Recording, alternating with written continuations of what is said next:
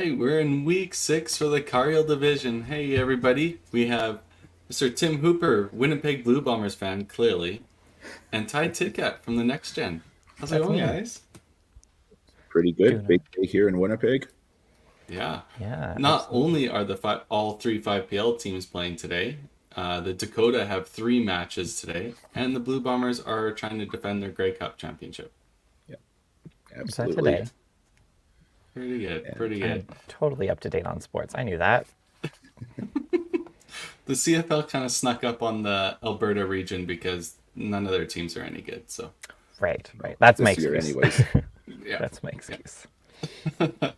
So today in the Cargill division, we have the Winnipeg or Peg City Avalanche, as they call themselves, against the Dakota Dynamite. And then Dakota Dynamite taking on the Misfits out of Bonnie Doon, and Dakota Dynamite versus PEI's Pin Sanity on our stream. You can check out the other stream. They are running at the same time, and see the Rock and Rollers playing over there, and the Lumberjacks plowing through their season this year. And also Winnipeg Snowmen is over there, and the Venom are playing as well. So Be interested in how Newfoundland's playing this morning, since their ladies, both Katie and Courtney, are playing their open correct. roll-off. So a little insider info: they are using their emergency spare Wow. situation. First And they time this have- season we've had Yeah. that. Yeah, and they are the lady that they brought in happens to be a national singles qualifier, so it's not like they downgraded in their ladies for the emergency all. spare. Fair. So standings so far this season, we'll just go over the Cargill division. If you want to see over on the Schwartz division, just jump onto their stream and they'll go over their stats. So we have the Revengers, Bombers, Pinslayers, Eclipse, Dakota that's playing today. 3 matches today, so they're going to be flying up this charts. Carnage, Kingpins, Misfits are playing again today. Dream Crushers, the Avalanche today, and PEI. Northern Knockouts still no matches all the way through week 6. But once they get playing, they'll be flying through their season pretty quick. Yeah, Dynamite definitely looking to put some space between themselves and the Revengers after their 3 games today. Yeah, Absolutely. and they're sitting at a 0.531 already. So me and Tim were actually talking about this just before the stream started. You want to be at that over 500 mark to make playoffs. Top 5 in each division move on, and they are sitting above 500. So they're looking to gain a little bit more in that column. And of course, with the 3 games today, momentum can be a huge thing if you can come out of the gate strong. Yeah, We saw it last week. Yeah, last week exactly. Newfoundland had played 3 games. First 2 they didn't play amazing, kind of that mid-12 range, but taking 7.7 points and then a 1,300 their last game for 6. Yeah, they crushed through it and they moved up the standings on their side. All right, let's move into our match here. We'll bring in our managers for the first one of the day.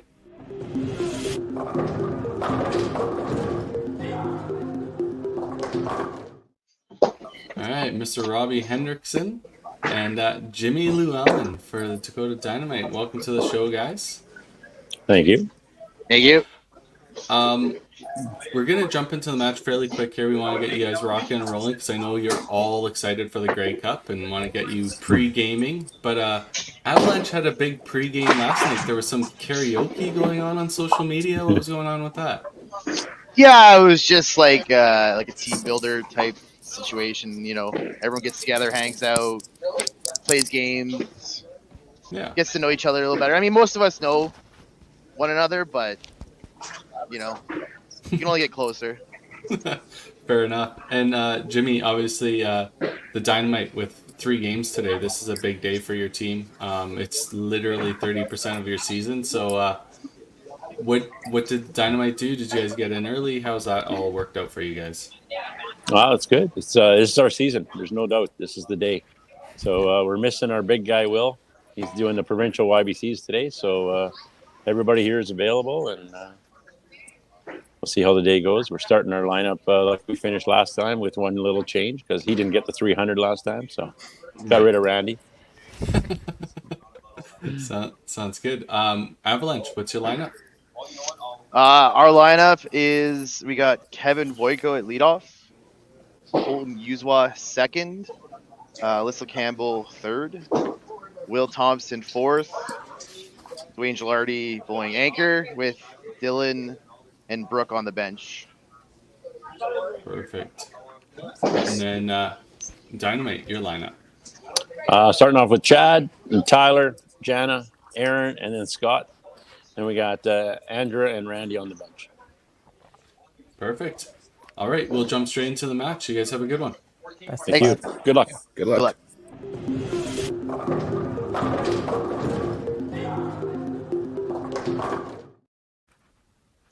All right, we'll be doing some camera adjustments on the fly here just for scoreboards, but yeah, Avalanche and Dynamite. Maybe we'll go over their lineups here quickly. I know they kind of did that for us, but Tim, if you want to go over Avalanche's roster here. Okay, so we've got the Winnipeg Avalanche out of St. James Lanes, Dwayne Gilardi, Colton Yuzwa, Will Thompson, Dylan Stevenson, Brett Hendrickson, Kevin Boyko, Alyssa Campbell, and Brooke Goulet. Yeah, and obviously Robbie is their team manager. He should be on this list. We'll update that roster for him. And yeah, they're playing out of St. James Lanes. And Ty, you want to go over Dakota's? Absolutely. So we have Max Gibson, Tyler Van Dale, Chad Van Dale, Jana Van Wellehim, I hope I said that right, Randy Morissette, Scott Barber, Andrea Alaka, Aaron Albliss, manager Jim Llewellyn, playing out of Dakota Lanes in Winnipeg. For sure. Alrighty. Whenever the teams are ready, start throwing and let's have a match. Yeah. Tim, is orange just the color of Winnipeg? I thought you guys were yellow. Our city flag is blue and yellow, kind of like the Bomber colors. So yeah, I'm not so sure about the orange. Well, after one shot, we got a corner. It's like an average start. You don't want to start too hot. What are we expecting out of Dynamite today? The way they played last time, I'm expecting big scores. So just like that strike. Yeah. Yeah, that was a solid shot there by Chad. I mean, yeah, they averaged 297 as a team their last time out for the two games they played. That's ridiculous. And I think Kerry would have had a close look at that because one of those games was against the Dream Crushers. Correct. Yeah. Just wait for my my great Starlink internet to catch up here. It's doing the same thing. I was like, So I hope nothing exciting happened. So spare, nothing wrong with that. Tyler just off the middle. Oh, and then right on the middle, the second shot. Ooh, Colton with the chop and the two pin. Yeah. Him and I were actually talking about that on Friday night because last year that was a struggle for him in the pro league. I think he was over his first 6 or 7 on chop offs, and he was very quick to point out to me that he was 3 for 4 or 4 for 5 so far this year. But obviously he missed that one. And this is why we don't say things. We just keep our mouth closed and we keep going. So we got two ladies playing each other in that 3 spot. Both incredible players out of Winnipeg. Jana, obviously, Masters single representative a number of times, and Alyssa.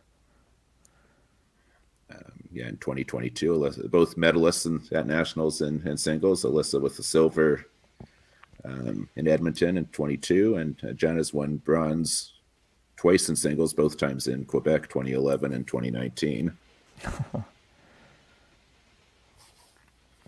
Well, Alyssa, 3-pin spare. Quite a trick shot, we'll say. Yeah. Now, if you're going to make that spare, 15 and 16 is probably your most likely pair at St. James. The pin seems to just fly a little bit better there. A little bit of insider info for those playing at the Winnipeg Open in 2 weeks, or Manitoba Open, I guess. Correct. I'll be the third stop on the WCB tour. Yeah. Mm-hmm. Head pin there for Aaron. Of course, he's coming off of his big 448 on Wednesday night. Yes, yes. We've had quite a number of 400s in the last couple weeks of bowling. Obviously, Regina throwing one in Pro League. Was it Josie who threw it Yes, last week? Josie. Yeah. And then obviously Aaron, Brad Mones had an incredible night a couple weeks ago. Shane Chafe out of Newfoundland.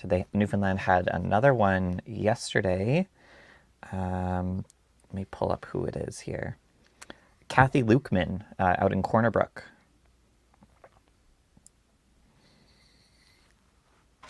Pretty impressive, the amount of 400s. And Ty, I know you skipped over yourself. You had a 400 on Thursday as well. It's because I don't want to talk about the 3-pin that I ripped in the 8th frame for that.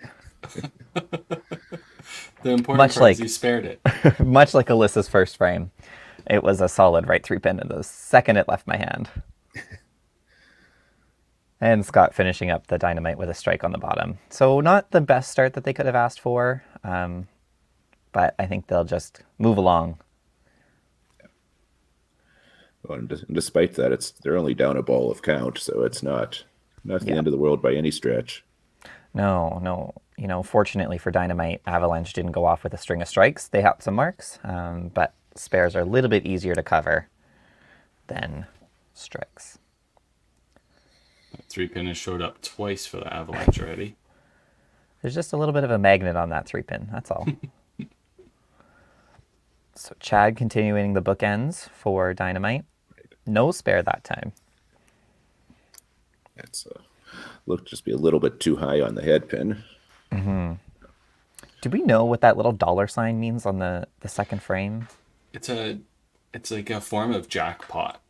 So if you get a strike in the dollar frame every game, it's like strike it rich, I guess. Yeah. Oh, okay. So it's just however Pro Score set it up. Yeah, and in a 3-game, let's set up for a 3-game league, so there'd be $7 signs, and if you get the 7 strikes in those 7 frames, you win the jackpot. Wow, how fun! There's still a couple of centers in Winnipeg that run that. Oh my! Oh, Oh, denied the late faller. Does Jana get hers? No. So, Tim, you mentioned off stream that Dynamite has gone to 17 inches. Have you guys seen a big change? I don't actually play a league there, but anecdotally, I've heard that the scoring has definitely gone up, especially if you can throw it with a little bit of speed on it. Nice. I mean, we were there for our first tournament division masters event about 6 weeks ago, and I mean, Ryan O'Callahan had 24.5, and there were quite a few 22s and 23s. Okay. Nice. So Jana, unfortunately, missing that spare. Looks like maybe they've got a ball jam or something. Someone ran back there on the Dynamite side. After getting ripped off a little bit, Colton did pick up that spare. He did, yeah. Keeping the football theme here. If it was up to me, I'd be throwing the challenge flag on that shot. We should have those in bowling. I support this. Now, does that mean, would you get to rethrow the shot? Or like, what do you think would come out of that challenge flag? I'm not sure. A friend of mine has had a set of challenge flags that he was given, and he kind of got tired of them, but he gave them to me, and I kind of throw them in jest at times when somebody gets ripped off on a shot. So I'm not sure if it would be a rethrow or just, maybe we should just give it to you. Just a pity strike. Yeah. So Aaron, a little tight this morning. I wonder if he's thinking about that 448. 2 shots on the middle and popping the head pin both times. Oh my. Oh my, that was a great shot. Where's the flag? That's lane 16 at St. James for you. It wasn't last year, but 2 years ago, me and John Stone had a lot of problems with that lane. I think they fixed it since then, but it didn't matter where you threw it on the right side, you'd always leave that corner. Leave it to the Albertans to complain about a lane to get it fixed. 100%. That's the way we learn. So Will halving it up again, roasted on that first shot, but Tim, you know these managers a little bit better than Carrie and I might. Do you think they're aggressive with their polls? Do you think they're going to wait to poll? What are you thinking? I would not be surprised if Jim would be fairly quick on the poll. 'Cause, I mean, he was involved with this last year as well. Robbie being a first year manager, I suspect he probably would be maybe a little bit more reticent, but I still think he'd be fairly quick. Nice, nice. Well, big dollar sign for Dwayne getting that jackpot strike, as we mentioned.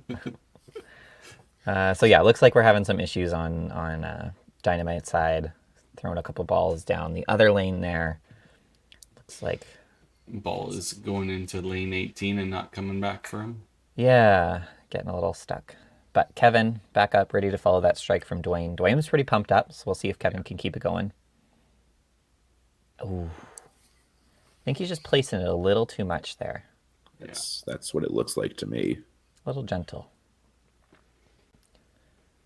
Chad, on the other hand, Ooh, punch. Always aggressive. yes. Yeah, there's no half measures from Chad. It's always right out there. Oh, big spare, and he's happy. Aaron's going to stand right in front of us so we can see a good 5-side.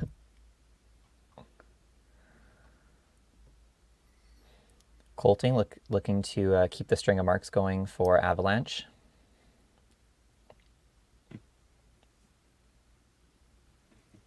Ooh, That's a good shot. gets the thick one. I mean, not quite as good as the one that he got roasted on, but still a decent shot. Way more effective than the good ball. Chad cleans up his head pin. Yeah. No damage there. And ultimately, at the end of the day, this is very much a results business. Yes, yes. We can all attest to throwing those less than ideal shots, but getting away with them. Oh, Tyler liked that out of his hand. Alyssa, It's 3 misses in a row now. and her second 3-pin. So this is the point that a bowler is going to start to either reset and light it up or get really tight and start worrying about that pull. Because if you've played for any length of time, especially in this format, you know that the coach is thinking about it, and especially now, I would think 3-pin And through there the it hole. is. Yeah, Yeah, she you gone. can see she walks off the lane. Means that we will have to have Brooke come into that spot as Avalanche's only other female player today. Yeah. And Jana is going to take advantage of that big shot for her. Just a tad tight, right? Alyssa's such a Yeah. freewheeler that Yeah, I think her timing probably just a little bit off, not getting that ball to the middle. She does throw that like little baby hook shot. Oh, and then Nice shot. that was like expertly thrown. Staring at probably one of the worst lays you could have. And boom, just cleans it up. And coming in cold, too, because she probably hasn't thrown a ball in 10, 15 minutes. But yeah. Did you see that break from Aaron? Headpin coming out of the back to take that deuce. Is that what that was? I did Yeah. not see that. Was a big kickback. A big kickback, probably to keep him in that match as well. And Great Will shot by Will. capitalizing. Yeah. He's going to put the pressure on. Scott looking to just keep rolling. I mean, especially with Chad getting the head pin up top, it'd be very useful for the Dynamite if Scott could keep the double count and get the triple here. 100%. Not a bad shot. Little thick. But Dynamite's really rallied behind Chad there, knowing that he opened up. We got spare, strike. Looking at another spare down there. Dwayne. Oh, he gets a 1 bonus, so maybe a little help on the count, but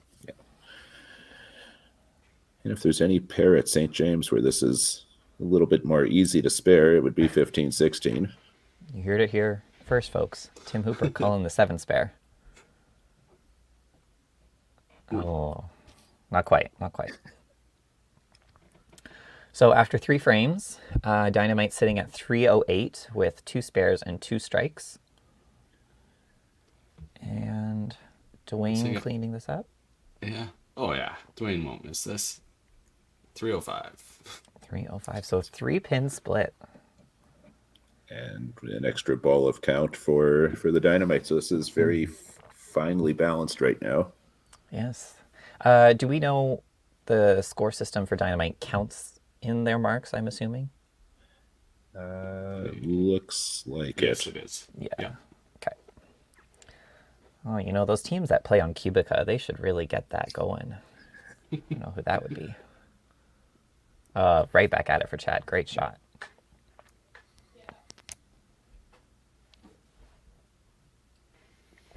It was much more positive from Kevin. Wow. Fired up. And if we had the sound, I'm pretty sure there would be a woo. Woo. Is that what you want from your leadoff bowler? Do you want that crazy energy, or do you want someone who's just like reliable, keeps it steady? I mean, I think ideally if you could have both. Woo. But I know personally on teams that I've played on and teams that I've coached, I'm always looking for somebody who can get the team pumped up. Oh, Tyler. 2 shots on the left side there. Yeah. Not turning around, maybe avoiding eye contact with the coach. Just don't worry about coach. I got 2 marks the last 2 frames. This is just a blip. Just a blip. Coming back strong. Except for your opponent who just threw a double. That's a little bit of a bigger blip. Brooke with her first fresh frame. Uh-oh. So lane 16 obviously slanted to the right. It's hard to tell from the bird's eye view on this. Yeah. Oh, great ball. Great shot. And that is that competitive experience from Jana coming into play there. Especially now with Brooke going miss. So that's now going to be 3 opens in a row in that position. And they're looking down the barrel of that double count. It looks like Brooke's throwing a slightly different ball from what I know her to throw. I think she usually throws like a Cobra or a Paramount. And I'm not sure what those solid blue ones are, but I wonder if that's a St. James specialty for her, or maybe she's changed something in her game a little bit. Nice Big ball, shot, Aaron. Aaron. Yeah. And for Brooke, I mean, she plays the All-Star League on Friday nights as well, so she's had lots of opportunity to figure out what works and doesn't work. Right. Oh. Will saying, thank goodness. Yeah, that did look a little high on the head pin. Yeah. Now, Will is quite a good player for someone so young. We saw him at Masters Nationals, and he's got a lot of roll on that ball, and when he's on the middle, it's quite dangerous. Yeah. Oh, and Scotty's feeling a roll today. Yeah. And it's nice to see Scott back on the scene. He had a few years where he certainly didn't bowl as much as he would have, and certainly not on the competitive side, and he's certainly making a reappearance. I mean, I had a really good week last week in Tournament Masters here in Manitoba, and obviously a good start here.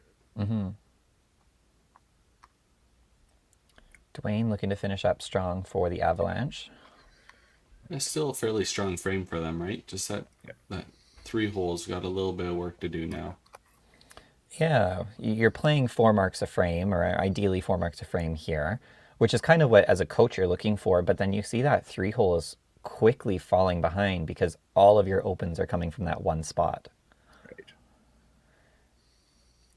Now, in the past, we have mentioned that you can pull the same player twice. However, Avalanche has to keep a female bowler in the lineup at this point, so they actually can't pull that spot now.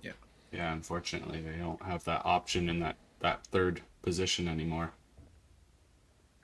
Do you guys think it's a risk to only play 2 females? I know, Carrie, your team has 2 females, and Tim not registered with a team, but what are your thoughts on that? We've kind of gone with the strategy of starting both our ladies. That way we can make a pull in any position. We're not locked kind of in that situation. Great ball.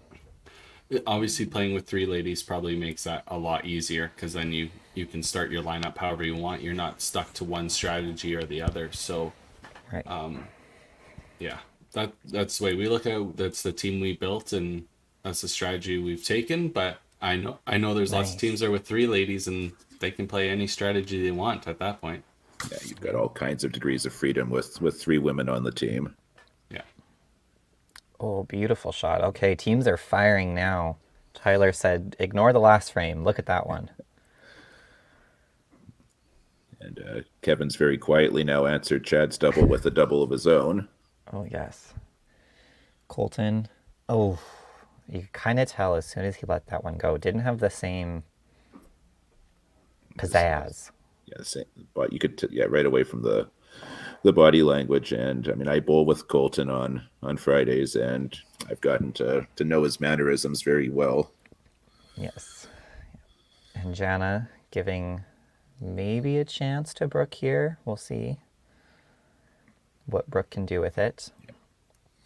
I mean, Brooke, of course, had the kind of the dream season last year, Rookie of the Year at the Open, and played really, really well in Newfoundland at Masters, winning a gold medal. Mm-hmm. Absolutely, especially for her kind of like debut adult. Obviously, she was competitive as a youth bowler, and then I believe she played competitive hockey, so she took a little bit of time off. Yes, that is And correct. then right back at it. Didn't miss a beat. Obviously, these teams looking to stay strong going into the commercial break here. Oh, It's a good shot there. was like, Right 2 pin on a right side hit. somebody fix that before we get there. Lane 16. Aaron clobbering the middle, just trying to fine tune it. That was beautiful, right on the nose. And now with Jana's head pin, if Brooke can put a strike on that, should suddenly down to within a ball again. Yeah, and that's how fast these matches change, folks. Like, it might seem like, okay, someone threw a double, I'm down 70, but they open right back up and you're even again somehow. I'm sure there's a logical mathematic explanation to it, but I don't do math that well, so seems like magic to me. Not a math Will, person. Will keeps the 30 counts going. Yes. 30's big in a match like this where it's so close. Obviously you want those string of strikes, but you also don't want to let that team slip away from you. Right. Yeah. Anchor players looking to push us quickly into the commercial break here. See what Scott can do. Pushed it right. Just didn't follow that one through like he did the other ones. Nope, absolutely zero follow through. You're correct. Scotty always has a short abbreviated follow through, but even when it's short, if you don't do any finish, Yeah, it definitely shows. And Dwayne puts that one right in the left pocket. Right. That's a big shot for his club. He's Yes. throwing big for the jackpots, that's for sure. Great shot. Money by Scott. motivated. Money motivated. With the spare, the Kevin, 30 hold count. up. Kevin, hold don't up. worry about it. We'll Chad, you can put that ball down too. We're gonna run into a commercial break here. 534 for the Avalanche to 568 for the Dakota Dynamite. And we'll bring you the second half of this match.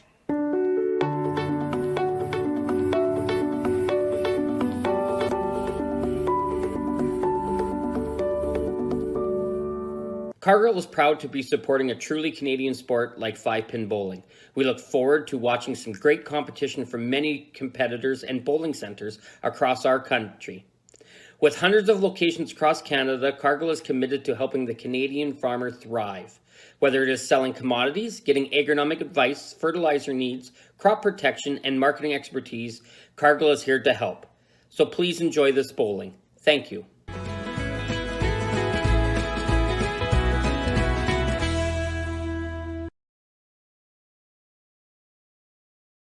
When you come to the Canadian Brewhouse, you'll feel right at home. We work hard to make our house your house. With an affordable menu of appetizers, entrees, desserts, beverages, and killer deals on daily specials. At our house, you never miss a play. As sports lovers, we've ensured each location includes over 50 TVs and our signature Jumbotron. The Canadian Brewhouse is the place people want to be.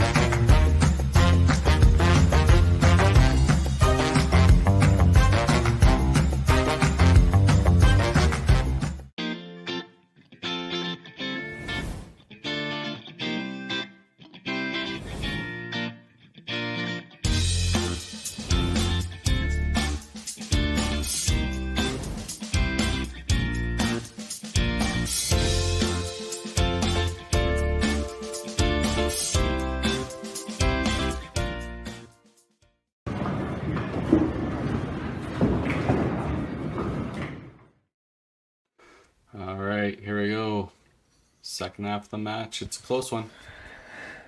TSN turning point? Potentially. And while we were on break, word came through that Dynamite have made a couple of switches. So we got Andrea coming in for Jana and Randy in for Aaron. Okay. Kind of the expected switches there. Likely to have them warm up during that commercial break. Obviously, they can warm up at any point, but... So, question I would have then, having not played in this format, but both of you have, what kind of goes on during the commercial timeout? Is there kind of a rah team talk, or is people just throwing balls on an adjacent lane to stay loose? I'll let Ty answer first, and then I'll give the Dream Crusher answer. A next gen is I think our team's a little different. We're very relaxed. We take I don't want to say casual approach to the game, but, we're usually playing earlier in the morning, so people usually take that time to drink their coffee. I'm usually dancing somewhere off stream to the music that's playing at the bowling alley. We're maybe chatting with Des.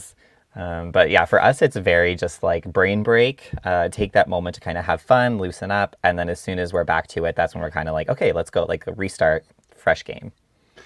Yeah, the Dream Crushers, if there's people still on the bench, they'll go warm up during that little 3 minutes or whatever. And then the rest of the group just stands around and chit-chats in the pit and talks about their day and stuff like that. It's very non-bowling related during that commercial break to try and keep everything on an even keel and keep people relaxed. Relaxed is the main key. Okay. I was just curious because it's amazing how often a team comes out of the break and great guns, kind of like what Dakota's doing right now.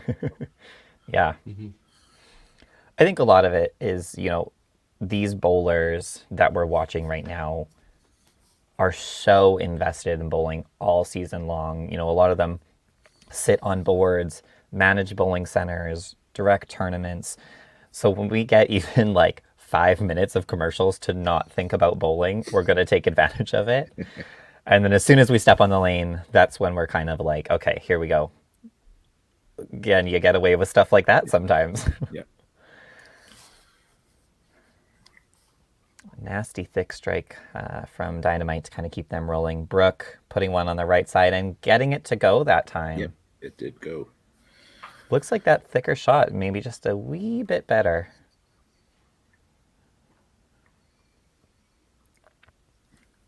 That has been something that I've observed this season at St. James. The thinner hit, especially thin going away, tends to skip in front of the corner. Ooh, Scotty. Ooh. Ooh, ooh, ooh. That's a lot of movement for that shot. That is a stellar frame out of the break. Yeah, huge. Oh. So Dynamite have used Avalanche has used one pull, Brooke in for Alyssa. They still have one pull. Who was that again? I don't... Dylan Stevenson is available on the bench. And I was chatting with him on Friday because he had a pretty solid... It was decent last weekend in Masters, really good the week before in League, but apparently he's not feeling it this week. He was a little bit nervous about today's match, saying that he was at a 6-something series in League and 1 league, and right. Don't think he was terribly great on Friday either. Oh, Will just leaving a 3-pin up there. So he was going to suggest that he start on the bench, and that's an interesting tactic. I would have gone the other way with that. When I have not coached a lot of teams. But I tend to take those people who, aren't feeling it and put them on the lane. Give them a chance with the understanding that pull for you is going to come soon. If it's not there, we know it's not there. So let's get you out of that situation and put one of our players who are feeling it in and save that match if we need. Right. That's a big double for his club there for Dwayne, especially when you're looking at the frame that the Dynamite put up. Yeah. Huge. So we've got, one double and 2 strikes for Avalanche. And then we've got a double, a spare, and 3 strikes for Dynamite, looking to put a little bit of space between them. Because right now it looks like it's about a 30-point gap and 3 extra balls of count. Yeah. And I've got our, great shot, Chad. Great shot. Awesome ball. Yeah, really trying to put the pressure on Kevin here. Let's see, can he answer? Yes, he can. Well done. I do have our Newfoundland ladies playing their open roll-off on my phone here, so if anything terribly exciting happens, I'll loop you in. Yeah, so that's the province-wide roll-off for the ladies open team. Yeah, so they went with the model that they took last year, which was for their women's team only.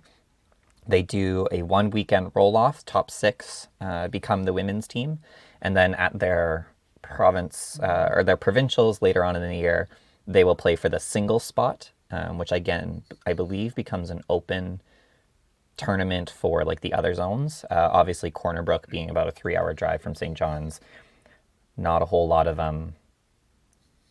made it out for the women's team, but we're sure to see some mixed teams out of Corner Brook. So Dynamite keeping the marks going. Avalanche trying to put the pressure on as well. Andrea looked to be a little like droppy into that shot. I think she just kind of tentative and just Yeah. not positive at all. no. I think she threw that big one and then said, "Okay, I need another one," instead of just throwing a good one. Brooks looking to make her move here, get back in this match. Here she goes. Oh, on the middle, but a little too thick. And Andrea picked up the spare. So Well, that's gotta be- sorry, go ahead. I was just say it's got to be tough because I know Brooke and Andrea are really, really good friends playing each other here.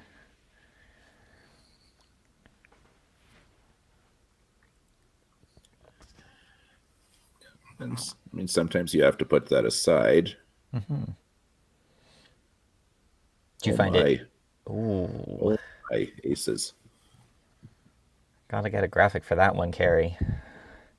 Now, having coached Randy a couple of times at Masters in the Open, that was not his normal aggressive shot. It looked like he took a little bit off that first one and paid the price. It's unfortunate because they really could have made a move there on Will in that 4th spot match. Now they're going to be looking to really dial it in for 8, 9, 10.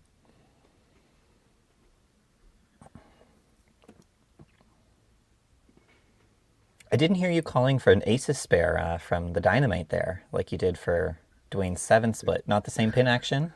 It's tough to say. Again, as I said, I haven't played at Dakota since they've gone to 17. But it's, I mean, let's be honest, aces it's a crapshoot at the best of times.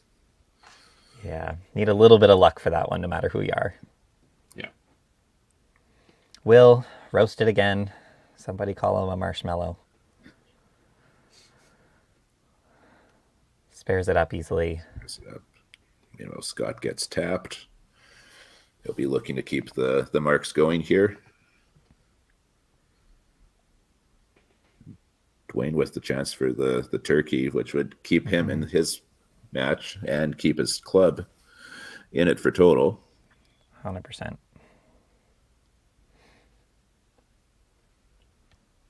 Nicely done.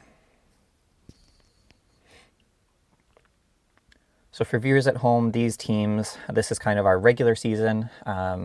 Teams in the Cargill division are all going to play each other once in a round robin style. From there, the top, he loves it. Loves it.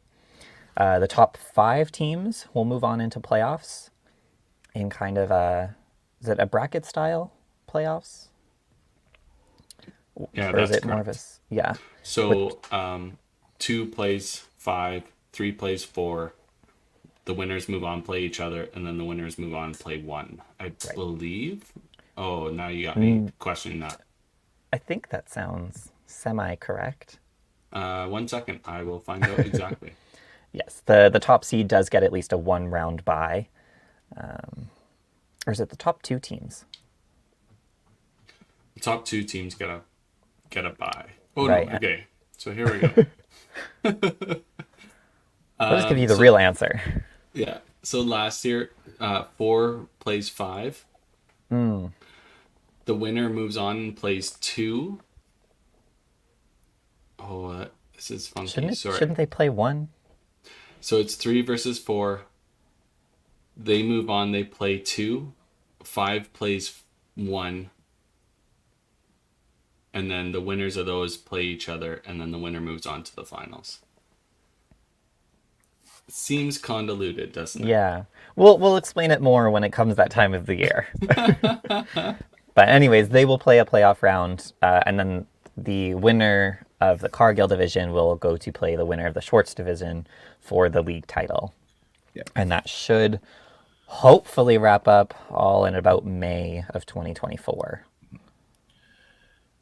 Correct. A big shot for Tyler there, following up after Chad got left the corner and missed the spare. Ooh, that's first little blemish on his score. I mean, that head pin obviously, but he cleaned that up nicely.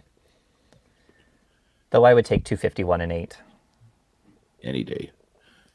Colton big shot loves for it. Colton. Yeah, Andrea back at it that frame. Yeah, that was a much better shot. Yeah. Way better spot on the lane. Beautiful follow through. Yeah, and as going back to the playoffs, as Kerry pointed off the top, you want to be cozy, just a little bit above that 500 point percentage. I mean, last year there were 11 teams out of the 24 were 500 or better, and 10 of them made the playoffs. Yeah. And so what we mean by that is there's 8 available points in each match. So you're looking to take 4 to 4.5 or more when we got our second set of aces. Yeah. Wow. Yikes. Ladies not loving St. James today. I wonder how their lane partners, the St. James Snowmen, are playing down in the Schwartz division, if they're getting the same kind of action. I've got it up on my other screen.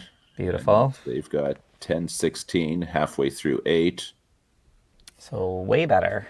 And they're up about 70 points on the Rock and Rollers. Wow. What a match.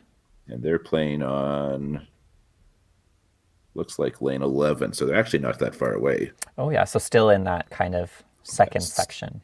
Yeah. Yeah. Nice. I don't have anything too terribly exciting to report from the Newfoundland ladies quite yet, but it looks like they're all off to a half decent start to their day. So, we started the Dynamite match with bookends of strikes, and here we are in the 8th frame with bookends of opens. Another head pin for Will. Yeah, he's just looking to give that match away. Yeah. It's really Canadian of that 4th spot, Here you go, have the match. And then Randy said, oh no, you take it, here's some aces. And Will says, no, it's fine, it's fine. I mean, since we've come back from the commercial break, the Dynamite have ran this lead out now to around 100. Yeah. Even if Dwayne throws the next one, it's still going to be a 60-ish point lead, and was only about 15 going into the break. Absolutely. It looks like the Avalanche have maybe just gotten a wee bit tight. We see 1, 2, 3 head pins and 4 head pins and a set of aces since that commercial break. Sorry, 5.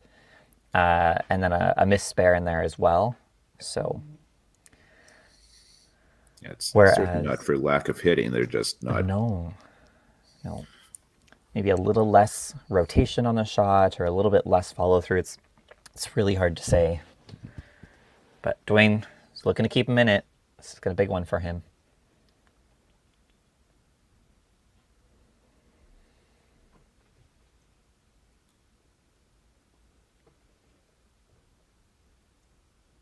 Yeah. Ooh. Yeah. Ooh. Out of his hand, that looked really good. He was talking back to those pins.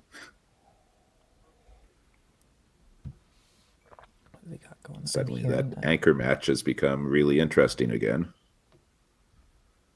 Yeah. So just to kind of reset this, it looks like it's about a 55, 60-point lead for the Dynamite and 3 strikes against a strike and a double. So up a ball as well. Yeah. So is that 927 for? Ooh. Looks like 927. Yeah. 7 to 985. Another open for Chad. Oh. Kevin. That just got away from Kevin. Yeah, again, that really gentle shot, just kind of pushing it over there instead of throwing it and letting that ball do the work. And Chad says, well, I have enough points now. I'm just gonna... Because he will be taking that first spot match. Kevin only having 75 left up there. He does pick up the spare, which is now he's playing for the bottom. Now he's playing for the bottom, yeah.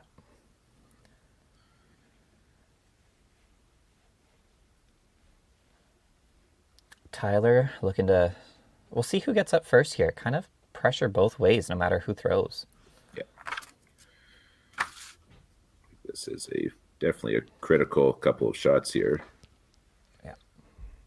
I think this 2-spot match is going to be the... that Colton, match. Stop there. Wow, that's impressive. I could never do that. I would agree with that. Once I get to that second step, I've got to get rid of it. It's gone. Yeah. I can get right into the final part of the delivery and still stop. Nope. Not a chance. Not saying it's ever panned out, but Tyler with the big spare. Yeah. Put a little bit of pressure on. That 2 match, I think, is going to be how we see this match go, either like a 7-1 or like a 5-3. Yeah. That is really unfortunate for Colton. That he should have just thrown the first one, buddy. Thrown the first one. Oh. Okay, they want to make a match out of this, folks. Yeah. 3-pin spare? Oh. Did get the messenger out of the sky, but it got the wrong corner. It did, yeah. So Andrea's got that really interesting kind of up push away. Where did that come from? Do you know, Tim, out of Winnipeg? I'm not aware, but I know she's had it for forever, basically. Forever. Okay, nice. She's made it work for her. She's made it work.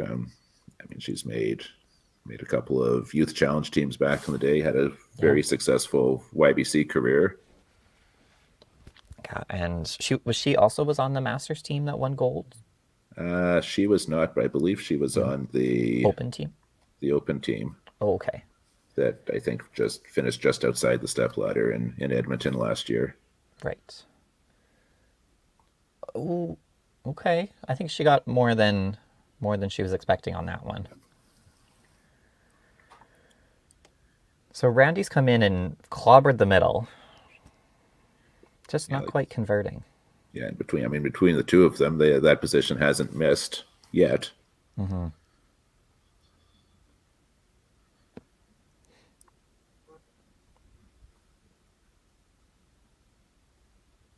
Ooh. Just got it. Yeah, really pushed that one over there with her follow through.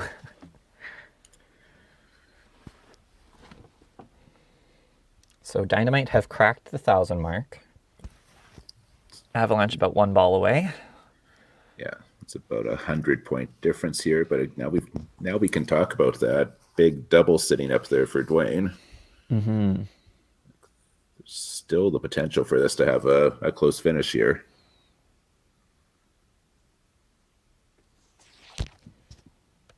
Nice. Huge shot for Will. Mm-hmm. And as we discussed earlier, he was kind of one of the revelations of the tournament men's event in Newfoundland for Masters. Mm-hmm. Kind of a fresh face for Manitoba at the national scene.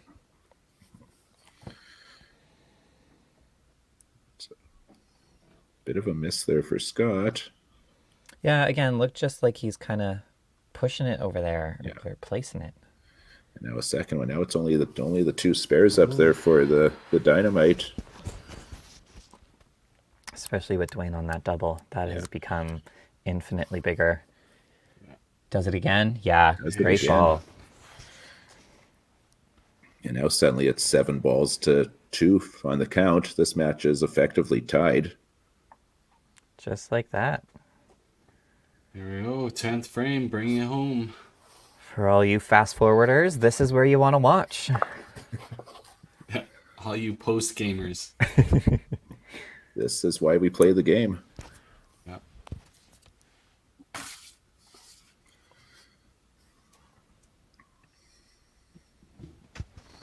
I mean, this could be a huge, just looking at the season as a whole for both teams. Oh, If the no. Avalanche have had a tough go of it to start, this could be a big comeback here, could turn their season around. TSN turning point. Is that copyrighted? I should probably stop saying that.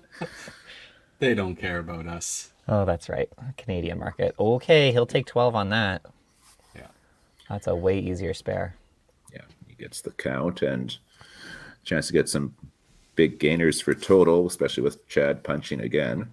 Yeah, so a good game from Chad, but unfortunately just not able to convert those last few frames to help the total. But nothing wrong with a 281.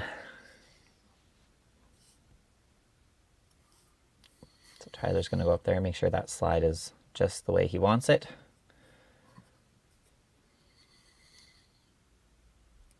So if Tyler finishes this... Ooh. Pushed that way left. Yeah. I don't even think that was a miss. I think that actually was right in the gutter at the end. It might have been, yeah, right off the edge. A little bit of rush. That was much better. A couple of extra points, but that brings us to 1123 to 1073? 1072? 72? That's a 2. I think that's a 2.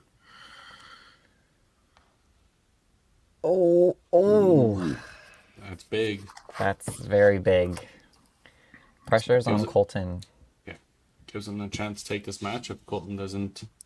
Needs a mark. Yeah.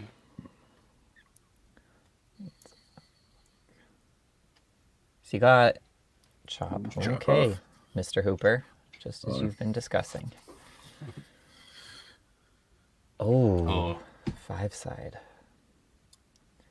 So now this means Colton has now 2 shots to clear the rack here. Yeah. Needs He both must pins. touch the 3-pin. But for his team, he definitely needs the spare. Yeah, get him as close as possible. Give Dwayne the good shot here. Oh, Okay. Just tried to whip Still that one need in to there. pick the pin here. yep. Andrea is going to try and just sneak away with this 3rd spot match. And if Colton was only going to get 1 pin, he picked the wrong pin because he gets the 3 pin. He's got the tie and freewheeling the win. Now this is a win or a lose. Yep. Big shot. No. And he's Oh my. off it. So Tyler will take that 2nd match by 1, unfortunately for Colton. Andrea spares it up. She is looking at 230. I believe that also shuts Brooke out. That will be a win. So we are now looking at 3-0 for Dynamite.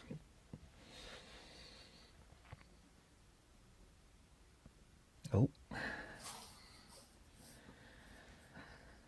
So no teams really deciding this match in the 10th frame here. They kind of just gonna let the cookie crumble. Oh, Big there shot it for is. Brooke. That's the fire we want to see. Yeah. And so for Andrea, that was 118 for her 5 frames. Not a bad come in. Bad But off the bench. But her sister will actually get the point because she was leading when she came out. this is correct. Yep. Oh, big shot from Randy. Big shot. Yeah, so just kind of clarify, based on our Canadian Open rules, if a player is leading the match when they are pulled and the match ends up winning, that goes to the player who started the game. If they are losing and they win, and the person who goes in ends up winning the match, the point goes to the player who is subbed in. Correct. What if there's a double pull? That's a great question. I would imagine Yeah, 'cause I guess that's not possible in the Open. league commissioner would have to decide. What if they were losing? You pull them. They get the lead and then they're pulled, would the middle person get the point? I think so. I think that's how that should work. I think logically that would make the most sense. Put me in for a frame and get me that point. So Brooke finishing up nicely there. Strike spare to finish. Obviously not the game they wanted, but helping her team a little bit. We are looking at 11-29. Yeah. Okay. To 12:03. So a little bit more work to do. Oh, Big finish for Randy. yeah. I don't know what rolled that over, but holy, it went. That's going to be 144 for the last 5 for him.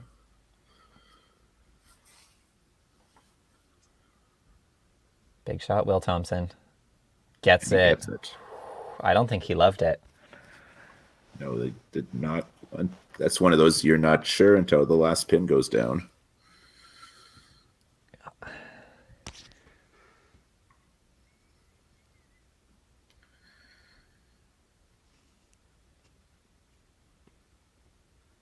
So if he throws his next one, that gives Dwayne the shot to still take the team points here. Absolutely. Indeed. It's a big shot.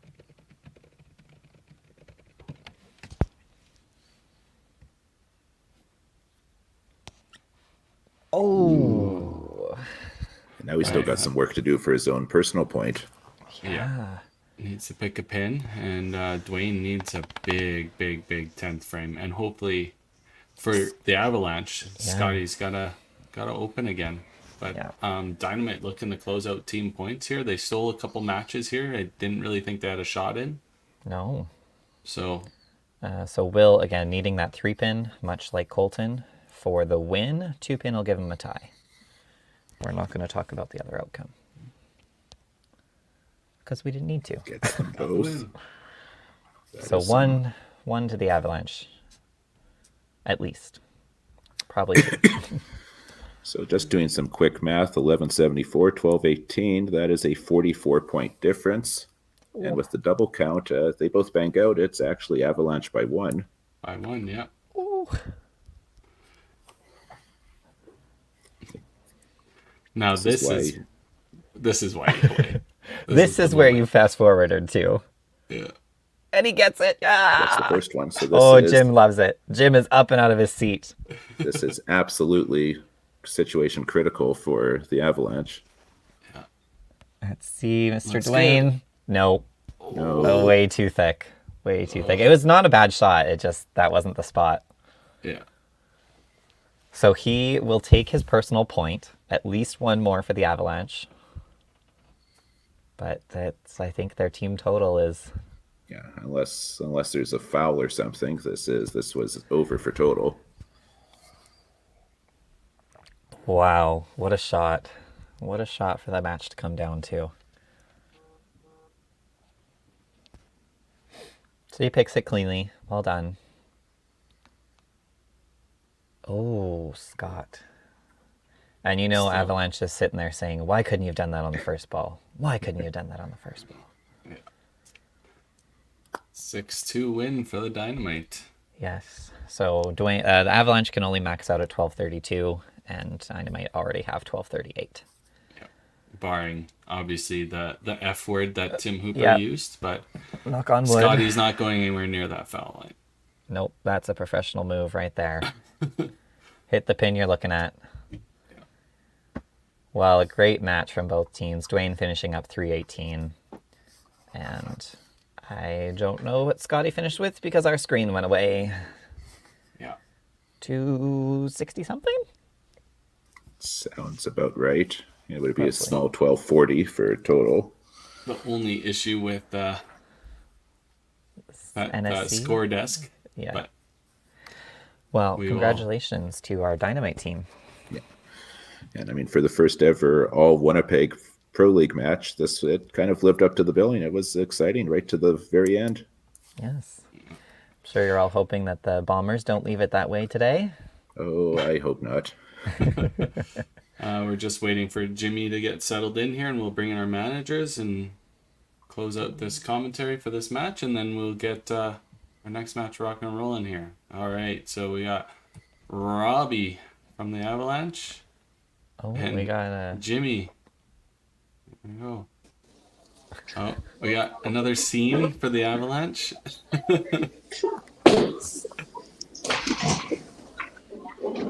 All right. Well, welcome back. Congratulations, Dynamite, obviously getting away with that. Walk us through a little bit what you made your changes after the commercial break. What was your thought process there?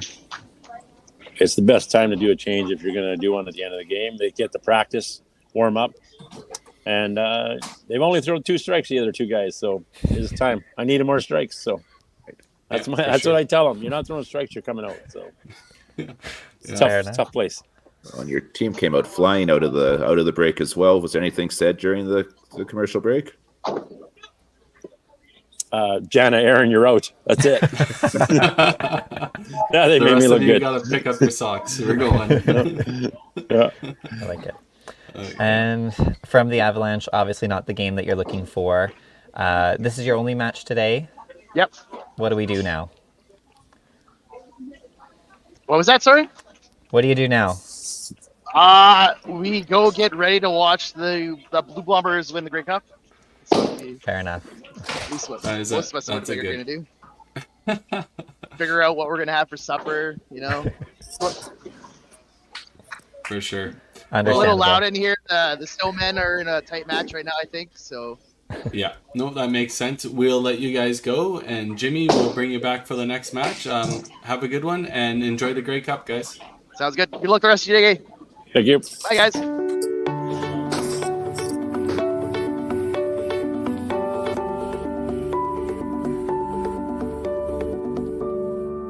Cargill is proud to be supporting a truly Canadian sport like 5-pin bowling. We look forward to watching some great competition from many competitors and bowling centers across our country. With hundreds of locations across Canada, Cargill is committed to helping the Canadian farmer thrive. Whether it is selling commodities, getting agronomic advice, fertilizer needs, crop protection, and marketing expertise, Cargill is here to help. So please enjoy this bowling. Thank you.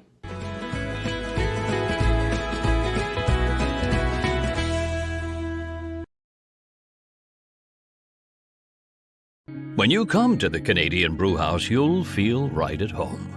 We work hard to make our house your house. With an affordable menu of appetizers, entrees, desserts, beverages, and killer deals on daily specials. At our house, you never miss a play. As sports lovers, we've ensured each location includes over 50 TVs and our signature Jumbotron. The Canadian Brewhouse is the place people want to be.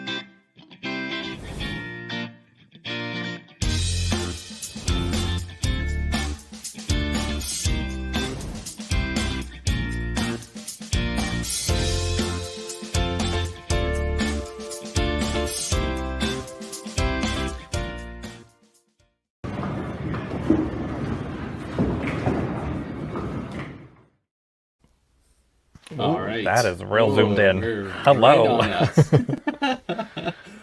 All right, we're gonna jump straight into our next match and get these guys all in. But before we do that, go check out the merch store. You can buy your favorite teams, jerseys, hoodies, sweaters, t-shirts, anything you want. Logos all on it. If you have any special requests, just email us directly. But we have a great merch store for you to pick, great prices, and there's kickbacks to the team and to the league. So you're also supporting them by purchasing their stuff. Next Gen got a great new jersey this year, so they actually are worth buying. Yeah, they look great. Dream Crushers put their old jersey up. They didn't want people buying their good jerseys.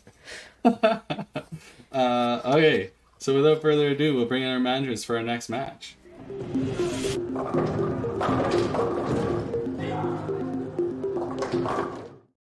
Once again, we got Jimmy Llewellyn for the Dakota Dynamite and Barry Urquhart for the Misfits, playing out of Bonnie Doon Still have today. delay, sorry.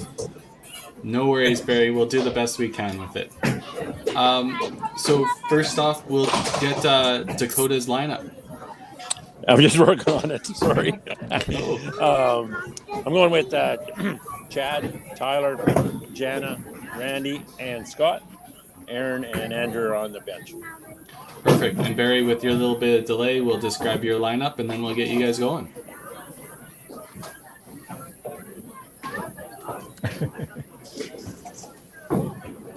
We have Brandon, starting off Ron, Jamie, Curtis, and Matt. And on the bench, we have Michelle and Derek, and we have Kaylee sitting out. All right. Well, we'll get you guys going here right away. Have a good match. Thanks, guys.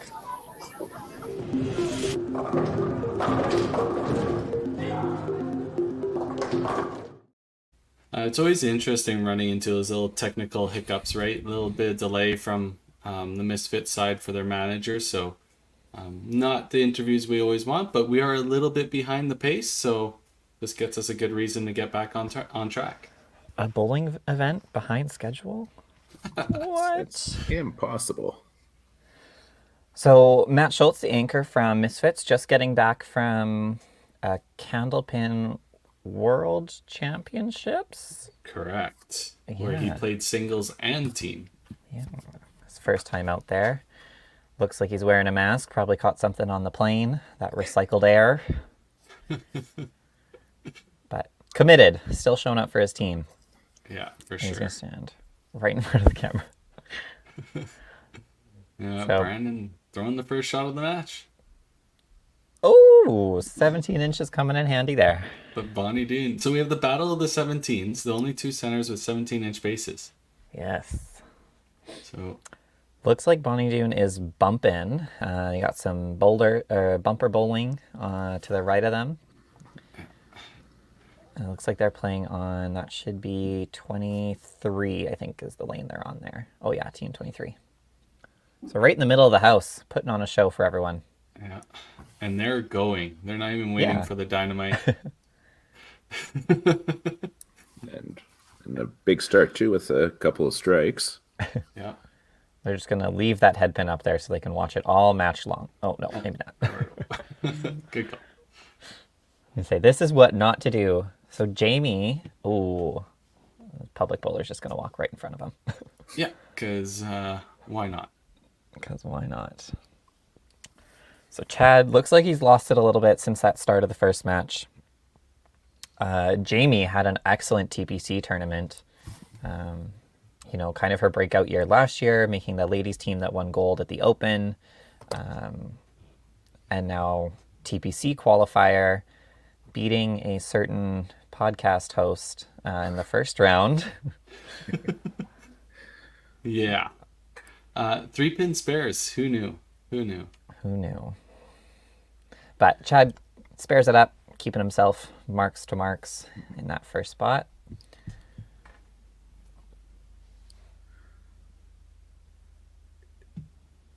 Tyler, that looked really good from the hand. Super smooth.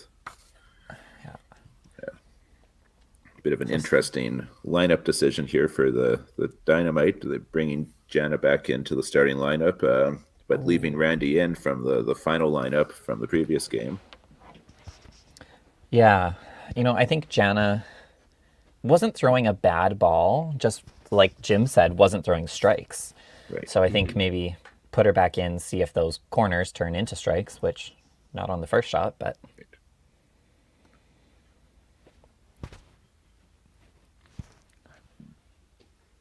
It's kind of funny we mentioned that Matt was just playing Candlepin in singles. I think it was the top so many. He was 2 or 3 spots just out of moving on to the playoffs. oh, And his team was kind of middle of the pack-ish. They didn't make playoffs either. Bobby Kite was on that team. he's a Carnage player. Yeah. Fun. Oh, I wonder if that ball was just a little too heavy for him compared to those Candlepin ones. Yeah. Of course, he played.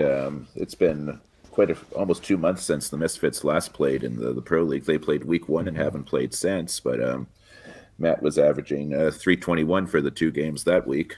Yes. Yeah. I don't think we'll see much effect of that not playing. They're a team that is quite regularly practicing with each other, so I think they're still in the groove of things, starting off with 4 marks. Matt hasn't thrown a ball since Candlepin, so the ball might be just a little bit heavy. It's too heavy. It's way too heavy. Randy missing a single pin. We kind of talked about this last week. The single pin conversion rate last week was pretty abysmal, so we're hoping we pick it up here. Well, I think we've been screen okay. Time. Yeah. Hi, Kylie. She's quite a cutie.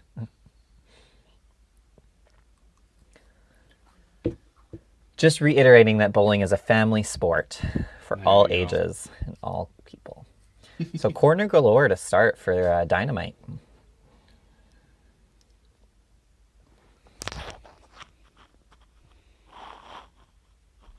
Sure, after about 4 frames. Oh yeah, sorry, go ahead. No, go right ahead, Ty. I was going to say, after about 4 frames of bowling out in Newfoundland, we've got 1 perfect game watch. It's early, but I'm calling it. Oh no. Can you commentate or curse if you're not commentating on I'm not that, commentating. But another one? Yeah, but you're still commentating on a stream. No. So Scott, commentator curse from Carey with his single pin spare comment. Yeah, that's true. Yeah. I'll take the blame for it. And don't worry, Tyler, about getting blamed. Somehow I'll get blamed for it. Yeah, Hooper's on the stream. I'm safe. All day long. Oh, Chad, Way just really not in that shot anymore. No. It just shows how quickly it can sometimes disappear. Like he looked wonderful out there for the first 7 or 8 frames last game, and but Brandon giving him a bit of the break on the Bonnie Doon side, showing us that 3 pins can happen anywhere. We'll just go through I know we went through the Dynamite's roster. We'll just go through the Misfits roster really quick here. Curtis Dunas, Ron Perry, Derek Gall, Matt Schultz, Jamie McCara, Kaylee Mack, Michelle Hoyle, Brandon Coburn, and Barry Urquhart. And also playing out of Bonnie Doon Bowl. Bonnie Doon Bowl, eh? Bonnie Doon That's Bowl. not the official name, is it? It is not. It is Bonnie Doon Bowling Lanes. We will have to fix that as well. So not converting on the TV shot or toonie shot or whatever you call it wherever you're from. That's actually, really going to put a damage to that match because Chad's 2 marks puts him ahead. And comfortably ahead. Yeah. Tyler Van Dale doubling up. Jana Van Wellingham following suit. Yep, and that's the position where the Misfits had the open, so it's a measurable lead early. I mean, very early, of course. Yeah, more than a ball after 1 frame is a bit dangerous. I really got to ask Jana how to pronounce her last name. Tim, do you know? It's Van Wellingham. Van Wellingham, okay. I feel like there's a couple of silent letters and added letters in that I wasn't expecting. A little bit. It's deadly to spell. I can imagine. So Randy, not quite there either with that shot. I think Jim's going to have a couple of pulls to make. Potentially. If his rule is you're not throwing strikes, you're out.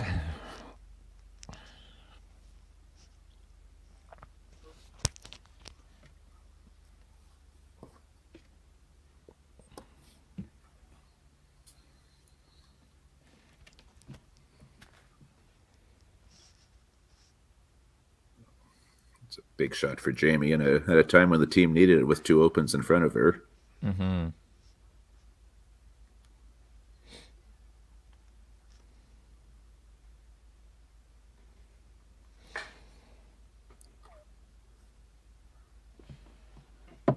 There's too many sports going on. I'm trying to update my fantasy football, watch Newfoundland, watch this.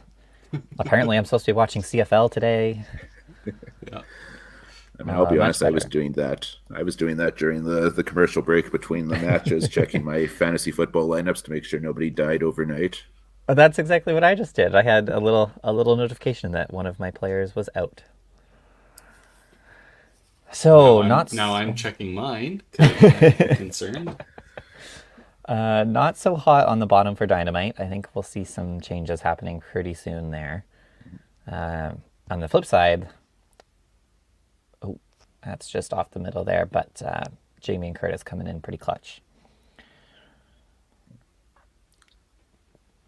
That lighting is really not great at Bonnie Doon, hey?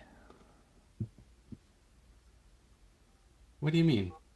Every time that shield comes down, it the exposure changes. Oh yeah. Just that the reflection off the shield. It's a really bright moment. For something 60 feet away, that's impressive. All right, teams, let's get it going here. Give us some action. So it's slight lead for the Dynamite and the extra ball of count up top. Yeah. I would like to apologize to everyone in Newfoundland. My commentator curse did go into effect there.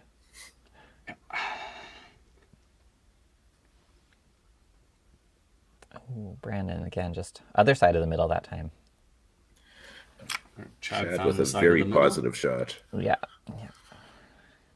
Much better body language when he turned around too.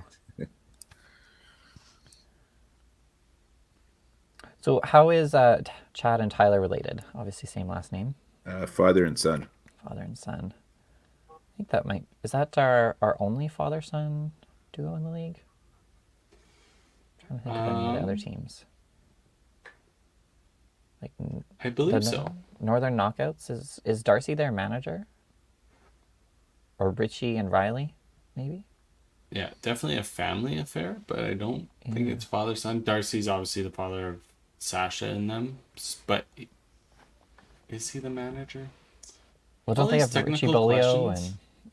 And you're the one that has all the information, Carrie. Come on. Yeah. We'll see here. Just one second. So Jana ready to light it up.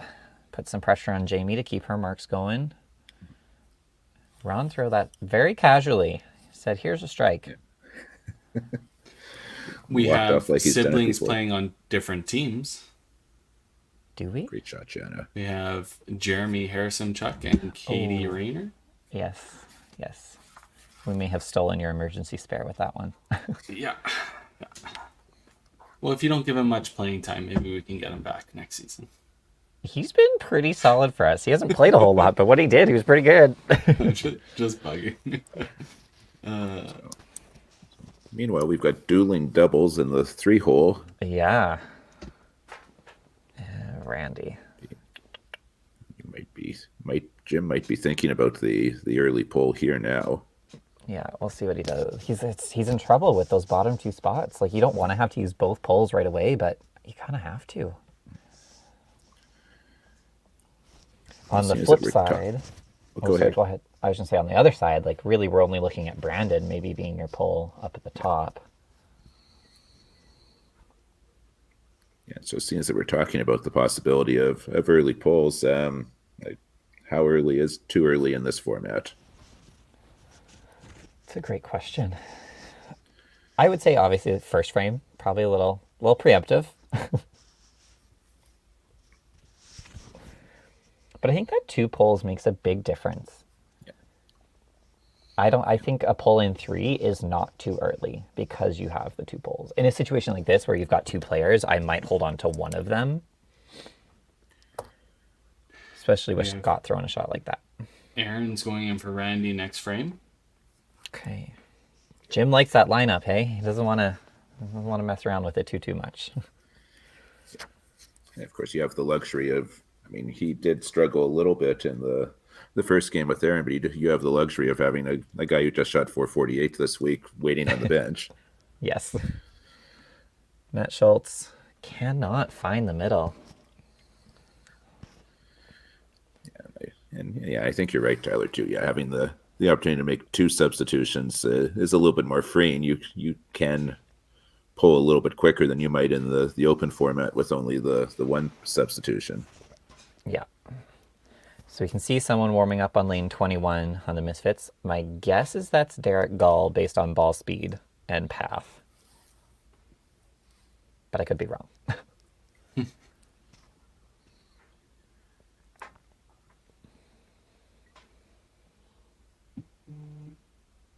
Okay, so through 3 frames, the Dynamite have extended that lead just a little bit. Yeah, about 40 pins. Yeah. And there is our first pull of the match. So you'll have Derek Gall, former TPC champion, in for Brandon Coburn, Yeah. who is from Leduc, technically a central bowler. Oh, not the in you want. Not the in you want. Meanwhile, Chad's throwing a double. Although if you're Derek, the nice thing is you get those first 2 balls get charged to the person you came in for. I thought it was pad the stats, not sabotage the stats. I think that was a pretty fair reaction for Tyler. He wanted it, but it was a little high.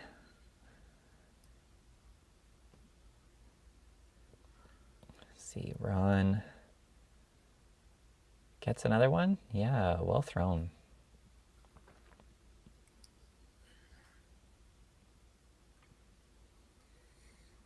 Tyler makes the spare, but that double certainly makes the 2-hole match a lot closer. Yeah, brings it back into question for sure. You know, Ron's one of those people who, like, ball speed up there, obviously 42 or 41.9. He doesn't look like he throws it that hard.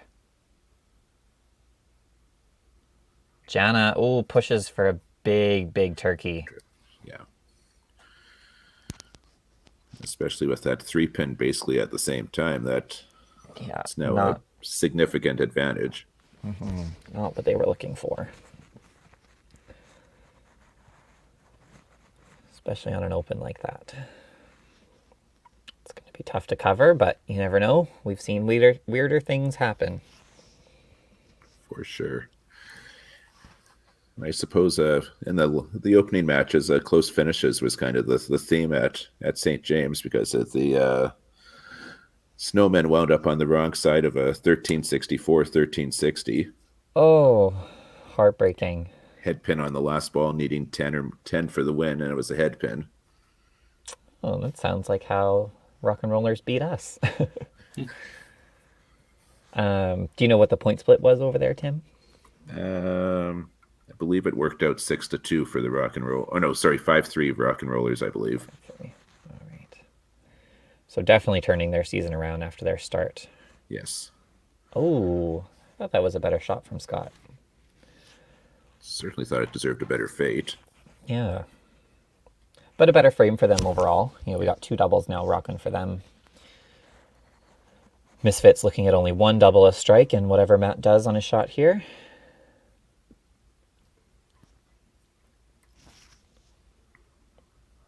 Oh. Finds the middle and gets roasted.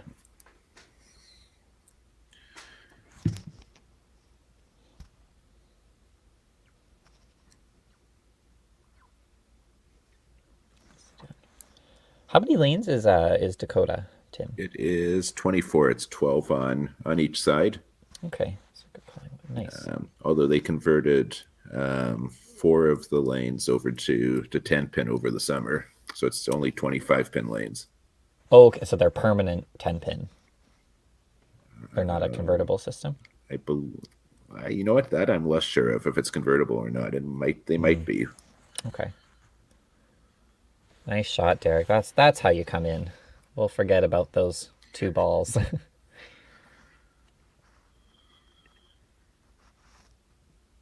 Chad's looking to keep the pressure on. Does Decent not shot. doesn't get that string pull. I think he was waiting for it.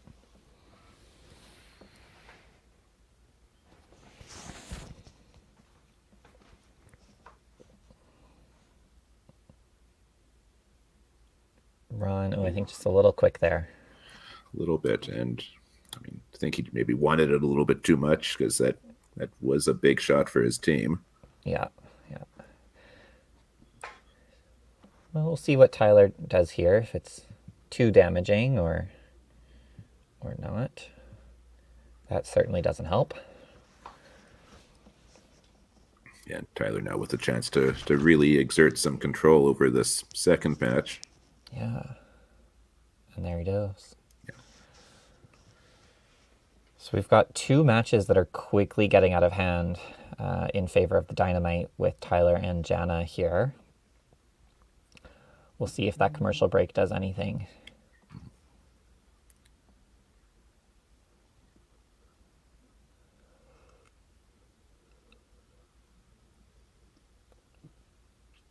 We have to give credit to the Misfits. They are a team with a lot of spirit. Obviously, Next Gen playing out of Bonnie Doon. We have had a couple matches where they're there at the same time, and they've got pom-poms, and they're always showing up for them. They usually have a stuffed Yeti that they hide somewhere on the camera, and I cannot see it today. So I wonder if it's with Kaylee, and Kaylee's not there. Oh, yeah. Yeah, I didn't see it today either.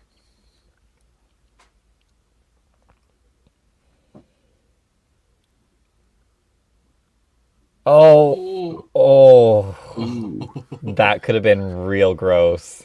And you know what? Sometimes it's those strikes that shouldn't have be that can sometimes really be momentum changers. Oh yeah, they just give you so much like energy and relief. Although I suspect in a live competition, it's a little bit more because the other team actually gets to see it too. There's no guarantee anybody on the Dynamite would have saw that. I bet they've got at least one person watching. Yeah. So Jimmy keeps his computer in the background, so I'm sure he's got an eye line on it.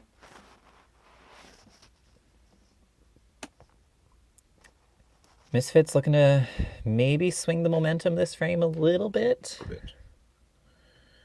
Obviously with the doubles. Oh, sorry, go ahead.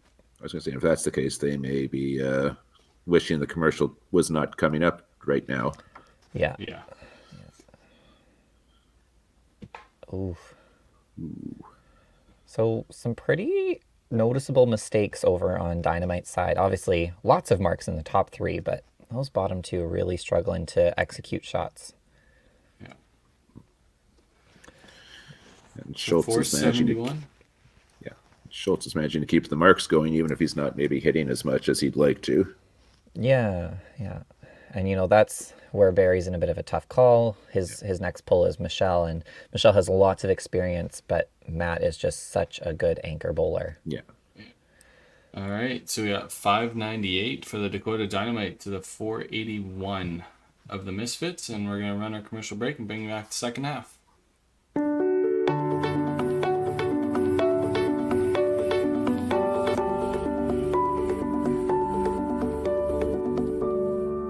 Cargill is proud to be supporting a truly Canadian sport like 5-pin bowling. We look forward to watching some great competition from many competitors and bowling centers across our country. With hundreds of locations across Canada, Cargill is committed to helping the Canadian farmer thrive. Whether it is selling commodities, getting agronomic advice, fertilizer needs, crop protection, and marketing expertise, Cargill is here to help. So please enjoy this bowling. Thank you.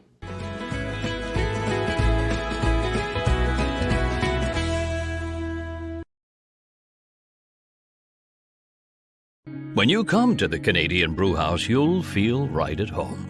We work hard to make our house your house. With an affordable menu of appetizers, entrees, desserts, beverages, and killer deals on daily specials. At our house, you never miss a play. As sports lovers, we've ensured each location includes over 50 TVs and our signature Jumbotron. The Canadian Brewhouse is the place people want to be.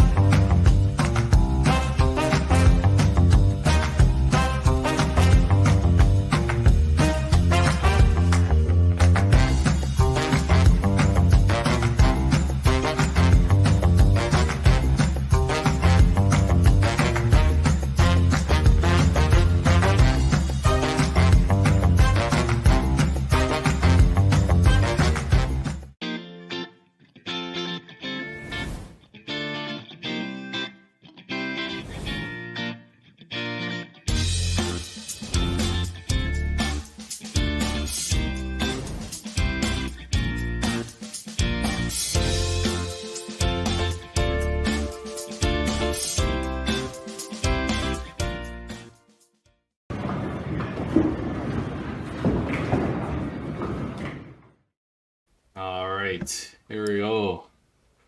Slight lead, 107? 117. 117. It's 2 strikes and 2 spares up on both sides.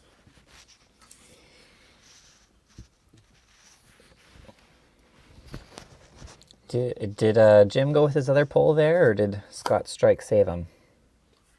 Looks like he saved them. I haven't seen anything danger in the 8. chat. Oh, that 3-pin almost came around and left Derek with an 8 there.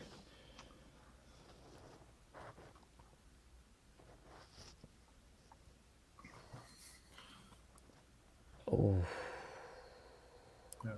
Good shot, Chad.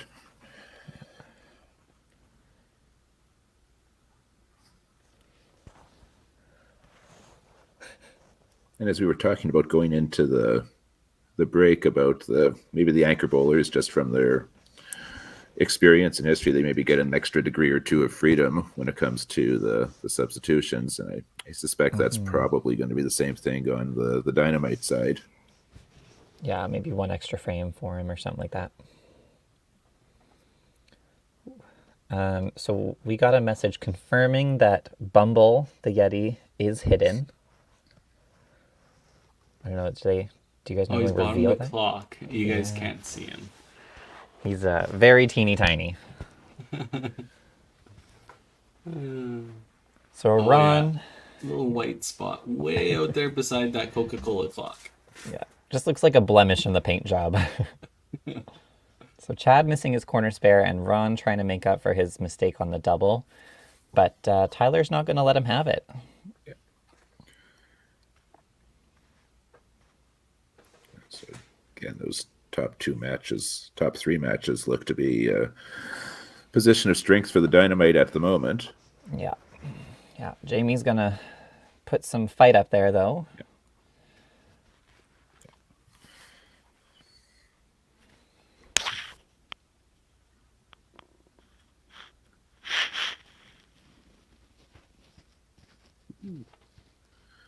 Just a bit outside there.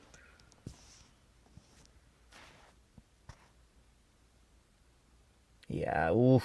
Wow. Thick chop.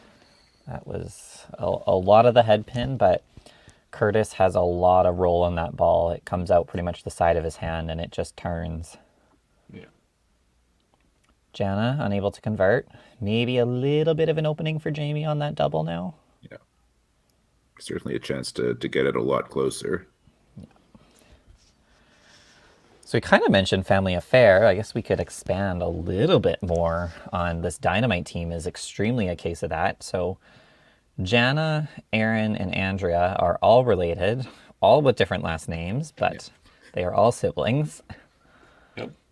And then we have Tyler, Chad, and I believe, isn't there one more Vandale on that team?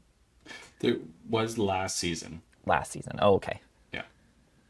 Oh, Matt roasted. But this year they brought in Max Gibson and Right. Yes. yeah, and Andrea.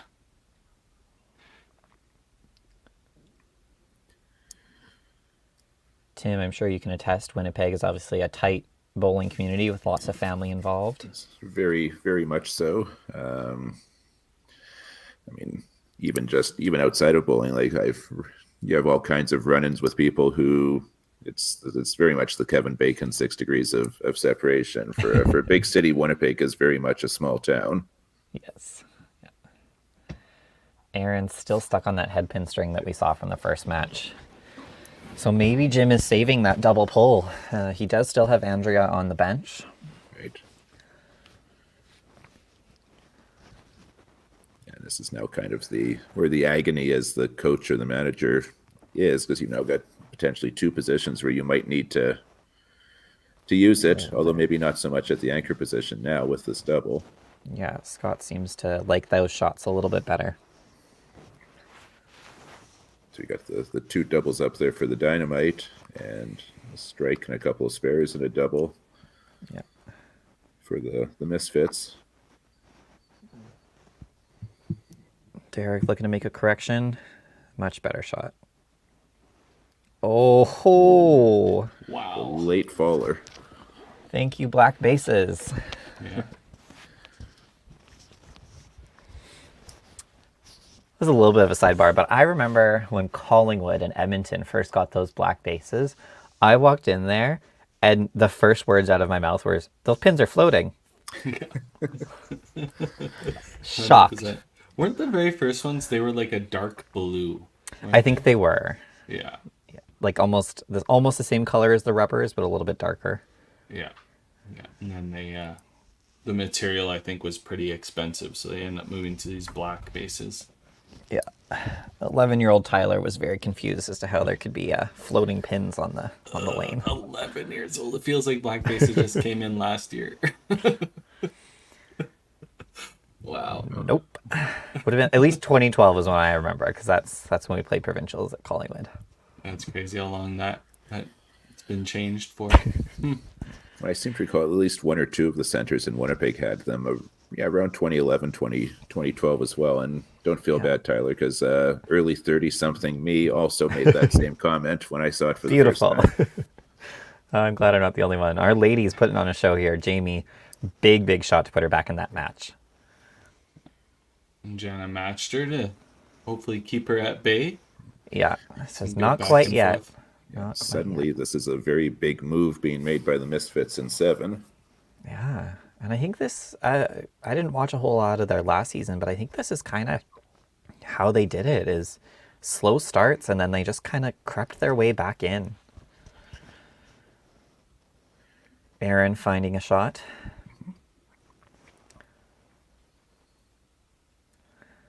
Matt Schultz for the star frame. Oh. He's just slightly right every shot, right? Yeah, it's not often we see him missing like this, but unfortunately Misfits don't have a second game today, but if they did, I guarantee you he would have been all over the middle of the next game. Yeah. That's a big turkey for Scott. Oh. So keeping it just over the 100 still. Yeah. 5 marks though against 4 marks and 2 doubles. Yeah. 1 double on the Dynamite side. Yeah. So that kind of balances out there a little bit.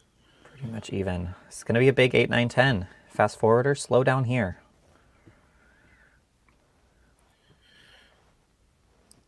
Both teams still with 1 pole remaining.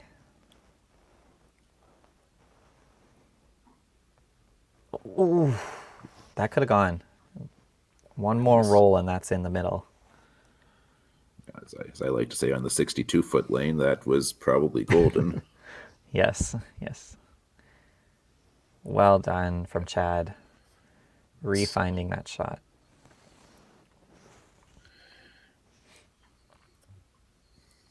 Chad, not a name that we see a lot out on the national scene, but quite a skilled player, obviously. Very much so. I mean, he does have a Masters gold medal from 2011 to his credit on a men's team. Yeah, I don't think 10-year-old Tyler would not have been around to see that one. I think Chad also played on TSNs.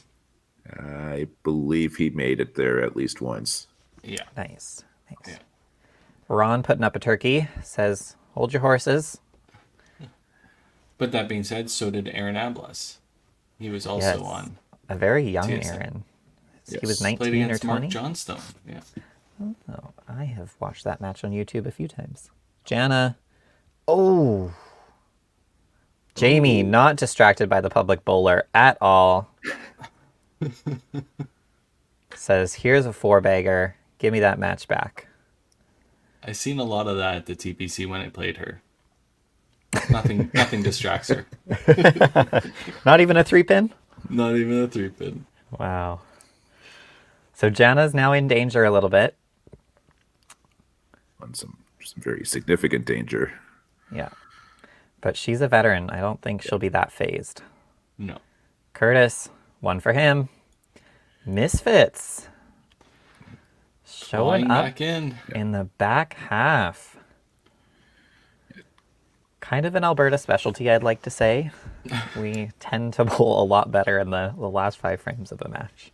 I mean, they've only got the 2 opens out of the last 14 frames bowled for their team. Yeah. And again, looks like they've got someone warming up on 21 there, so we'll see. Aaron says, whoops. And Matt says, me too this time, me too. There is the Matt Schultz we all know and love. Yeah. Yep. And Andrea's in. Double pull. Double pull sighting. There we go. Misfits have clawed away that 100-point deficit. Now looking to be down 30, potentially about 70 if Scott throws the turkey. So knocking 30 points off of that lead in one frame. Yeah, and I've got those 3 doubles in the middle of the lineup. Huge doubles.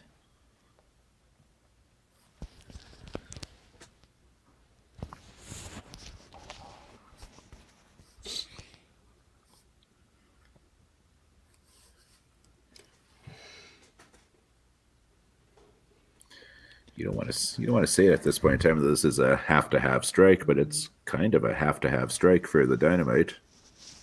I wasn't going to say it, but someone else did. That's okay. I got faith in Scott. Hambone. There it is. Hambone, yeah. We did miss Dwayne. Is 5 Yahtzee last match? I missed that one. Okay, So speaking as an outsider, so speaking as an outsider, I keep hearing this hambone. This is not a term that is used at all in Manitoba. Where does it come from? It's a 10-pin reference. Is it? Yes. Yeah. I think like in 5-pin, we just go with like the 4-bagger, 5-bagger, 6-bagger, but in 10-pin, they've got something for everything. Yeah, the hambone came from a commentator, what the heck, Rob Stone from Fox.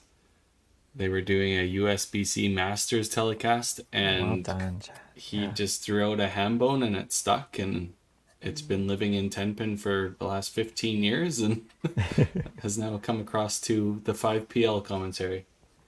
Yeah, so Derek Gall falling behind. Spares are not enough when you're facing a turkey. And then 5PL has expanded to now we got Yahtzees. I don't know what 6 is. 6? I think it's just a 6-pack. Oh, yeah, 6-packs, yeah. 7 was supposed to be a 007 or a martini. Nicely done, Tyler. That was a big shot. 8 is a snowman. Yeah. Have we had 9? I know in 10-pin, 9's a golden turkey. Yeah, I think Push people are it. trying to come up with 9, but I don't know if anybody's officially queued it or not. I don't know if we've had a 9-bagger thrown. I think Kara did. Oh, yeah, she had that 380. I guess she gets naming rights then. First one. Is it Jana. a Trash Panda? Big shot. Oh, no, Ron. Single pin miss. Single pin miss in a really unfortunate spot. Yeah, because now Dakota's 8 and 9 is starting to right the ship again. Yeah. And that is that experience from the national veteran, Jana. Andrea says, following suit. one more. Just like the last game, her first frame off the bench was a strike too. Yeah. Now we look to the bottom of the Misfits, see if they can also right their ship.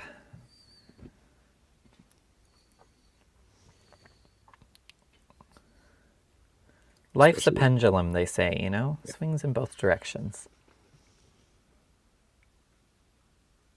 Jamie, a little to the right. A little to the right. I was almost in like slow motion. We have to watch it. Yeah. Scott to finish it up. Well done. Great shot. Perfect frame. Yeah, they're going to love that. And also a Yahtzee. Also a Yahtzee. It was only 3 or 4 minutes ago we were talking about how this lead had been slashed down to 40, 50, 60, and now it's suddenly going to be well out around 100 again. Yeah. And That all of just those shows important how 7, 8, 9 big frames. and those doubles. We went from Misfits having 3 doubles to having 1 right now, and now the Dynamite have 3 doubles and 5 marks. Yeah. It's a lot of balls in favor of Dynamite here, especially when they already have the lead. Yeah. Dakota's putting a statement out there. Last season wasn't a great season, and they've made some changes, and now Now they're putting a statement piece out there for them in the Cargill Yeah. division. Oh, turkey for Shot Curtis. Critical shot for his team. Yeah, has clinched up that 4-spot match, making sure they don't get goose egged. Yeah, never want that. Nothing worse than a big old 0 on the scoreboard. Yeah, especially when you got one match that week. Yep. Might as like, well why not did have we even bowled. show up? Yeah. Especially when you only get the one crack at the team during the regular season too. There's no way to return the favor. No revenge like there is at the Open. Yep, that's right. Or Masters even. Matt says, I'm ready. Let's start now. Yeah. Got the candle pin out of my system. Yeah. Bombs away. So we got All right, down to the 79, 10th frame. 79-point difference. Several additional balls for Dakota. Several. And Derek is not going to help his team with that one.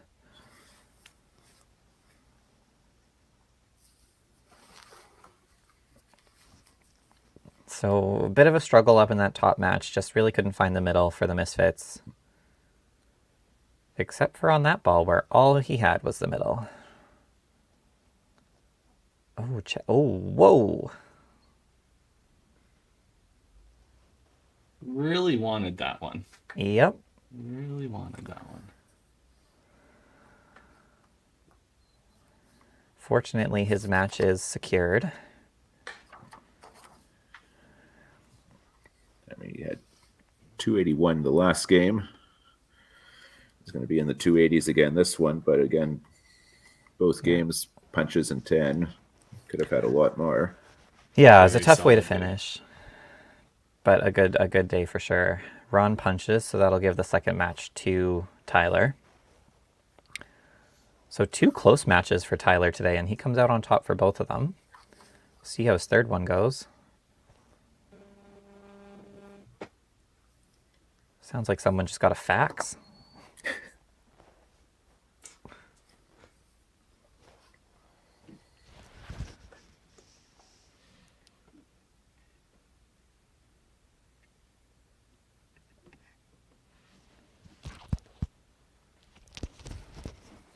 Oh, a little 250 for Ron. Oop, as we lose the camera.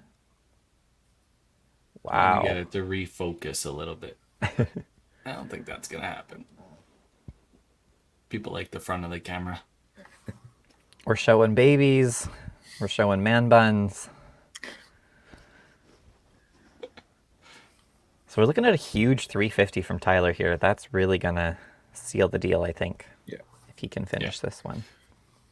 Team is out of reach now. Just with so many marks working down below. Yeah.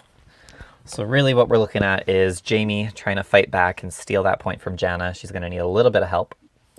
Curtis is going to throw as many as he can, give Matt some momentum, and again, looking for a little bit of help on the bottom to steal a match there.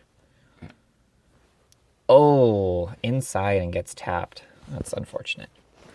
Yeah, that's going to give Jana the opportunity just to throw a mark and take that match. Yeah.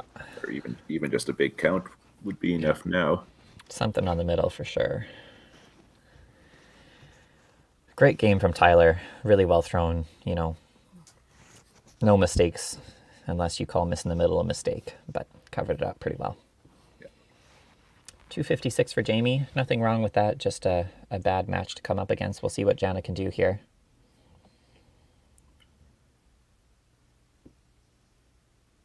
Puts it on the side, and that's enough. There we go. Yep.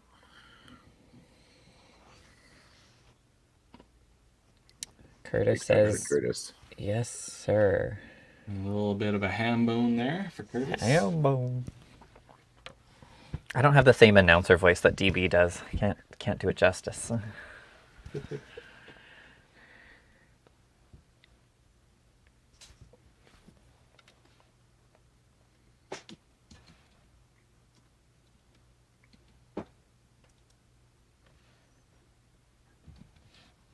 Be another well bowled game for the Dynamite. I mean, a couple of hiccups in 6 and 8 for Jana, but otherwise, there's not a lot to complain about there. Exactly. Yeah.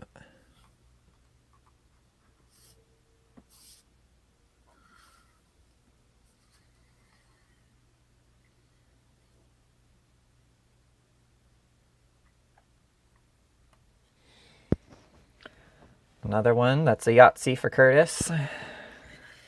He was a couple of high hits and 5 and 6 away from having a truly monstrous game.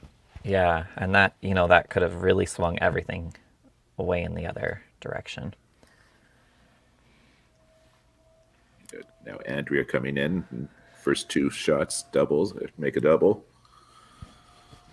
It's going to be in a losing effort, but this will give her a chance to A, add to the bottom, and B, get some confidence for the next game. Absolutely. Maybe Jim says this one you get to start. We'll see. Curtis, one more for the 6-pack. A great game. Great game for Curtis. Yeah. Unfortunately, you put him against Tyler and he still loses by 1, so... Yeah. Didn't really, doesn't make much difference for team total when you got something like that. Well, that was a great shot, left side of the middle. All right, we'll see what happens here. Matt's got a little bit of work to do and needs a little bit of help, but stranger things have happened.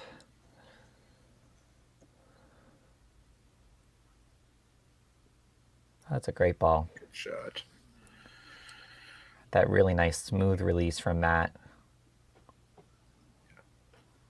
It's almost like we've gone back in time and it's like 2008 or something, and we're watching Scott and Matt play anchor against each other at a national championship. Yes. So true. Doesn't get the last one, but that's a lot of points in for her. 88 for 2 frames. That's pretty solid. That's called padding the stats, folks.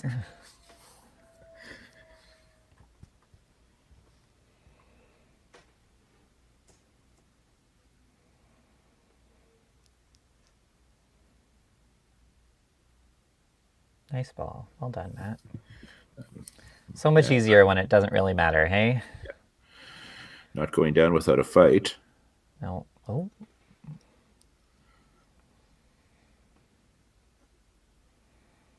Bit of a safety play, but the only thing he couldn't do there was punch. Yeah. So you definitely put this one into the wood for sure. And I suspect he will wait until Matt... Oh, maybe not. Scotty knows if he spares us, it doesn't matter. yeah. Oh no, Scotty. Whoops. So now Matt will need at least 6 to force a tie. Wow. Did not expect that after such a solid game. Not at all. And Bonnie Doon's a place for kicks, so even if he punches, there's a chance for 7. Almost 2. Oh, no way. So, Scotty, clean up for the win. Sorry, Matt. Thought I almost helped you on that one.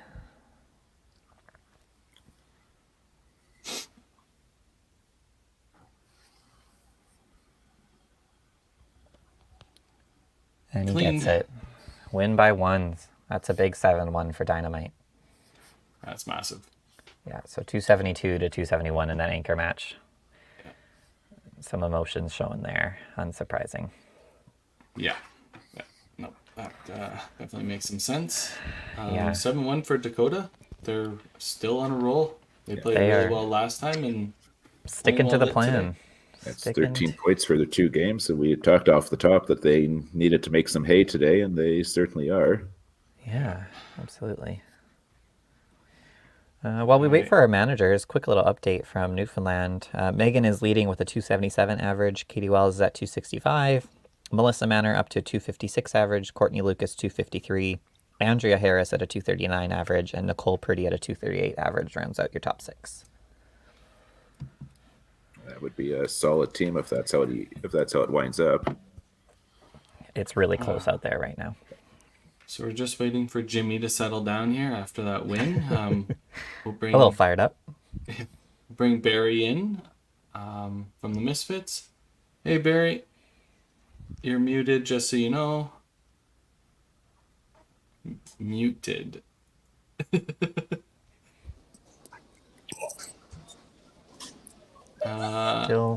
You're Still muted, muted. Barry.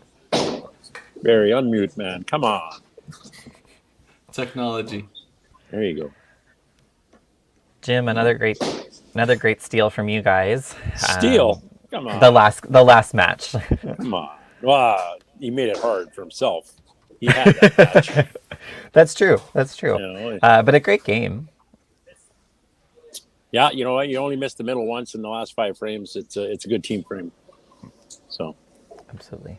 Especially the last 2 or 3 frames. There was a bit of a wobble coming out of the TV timeout, but they certainly dug deep and came back the last couple of frames.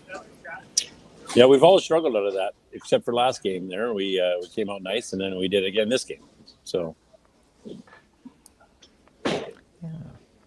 Barry, we still can't hear you. I'm not sure if your microphone is. I can't unmute him. He has to do it on his side, or else I would. Oh no. Yeah, it's a tough one, Barry. We're just gonna read your lips, and Says that his microphone isn't connected, so hopefully. that could be an issue. Yeah. So yeah, we'll wrap this up 7-1 for the Dynamite. Barry, tough match for the Misfits, but you guys bounce back, no doubt. And we'll jump into our commercial break and then bring you back, Jimmy, for your last match of the day. sounds great. All right, have a good day, guys.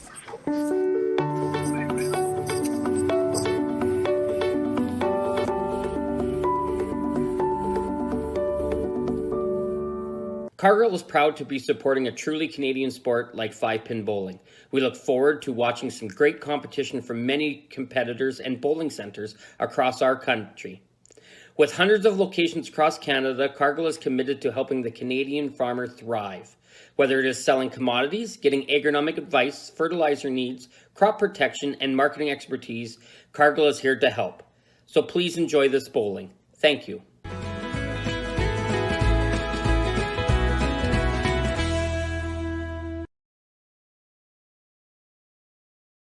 When you come to the Canadian Brewhouse, you'll feel right at home. We work hard to make our house your house. With an affordable menu of appetizers, entrees, desserts, beverages, and killer deals on daily specials. At our house, you never miss a play. As sports lovers, we've ensured each location includes over 50 TVs and our signature Jumbotron. The Canadian Brewhouse is the place people want to be.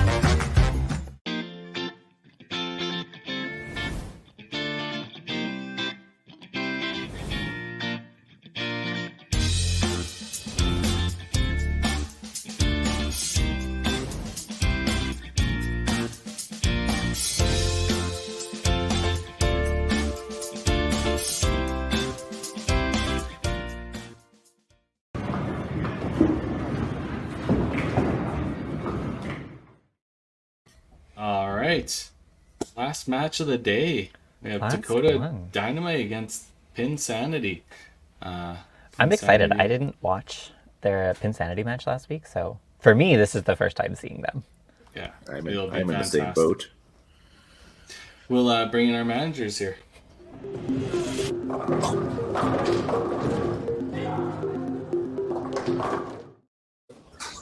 All right, here we go. Jimmy from Dakota Dynamite and Ellen and Val from PinSanity. How's it going, guys?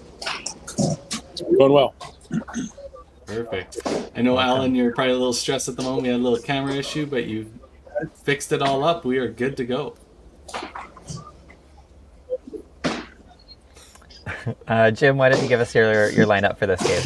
I sure will. I'm going to go Chad and Tyler, Jana, Andrea, Scott.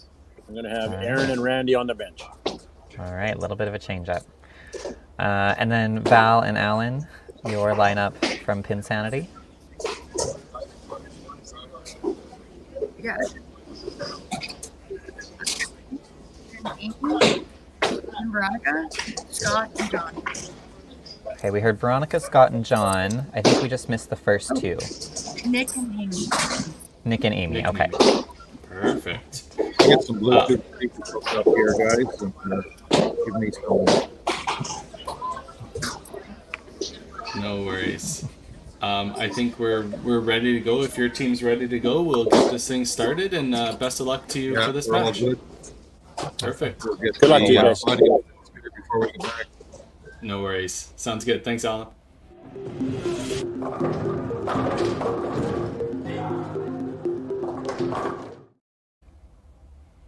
All right. All right. Should we do PinSanity's lineup? You Or betcha. roster, I guess? Roster. So we've got Mary Jo McKenzie, Johnny McLeod, Amy Spence, Veronica Collicutt, John Walsh, Scott Clays, Justin McCrae, and Nicholas McCrae, managed by Valerie Kneebone, bowling out of the Rustico Lions Club. Yeah, kind of a neat system. Alan Clark devised a online scorecard that he can update on the fly, so we get live scoring right from them because they are a manual scoring setup still at the Lions Club in Rustico. Ancient. Suspect that's the unique in the 5-pin Pro League. It is. Yeah, it is. Venom is the only other one that their pro score system doesn't have team totals. So, Yeah, that's right. Yeah. Chad says, watch this. I've done it all day. I'll do it again. Great shot to start. Nicholas. Ooh, that had a real good chance. Oh, I think that might have been a cycle. I think it was cycling before it fell. Yeah. But really close. Yeah. I like the purple and gold. It's giving a little bit Regina Revengers, but it's a nice contrast. That is true. That would be a fitting color scheme for Regina. Yes. Great pickup by Nick. So Nick played really good last week for the PinSanity. Awesome. He's been really solid for them. Amazing. And then we've got Tyler doing the same thing, throwing bombs. Jana. Amy punished. Amy. You know, Amy said she had a really good night, or I think they had a cash tournament yesterday out in PI. And she shot 1980 something for their 8-game set. Okay. Yeah, Real it was, solid. yeah, a really just a small Saturday cash tournament. It sounds like. Oh, Jana missing her spare. That's a little unusual. Those single pin spare percentage still going down. Ooh. So Andrea getting to start a game. Let's see what she does.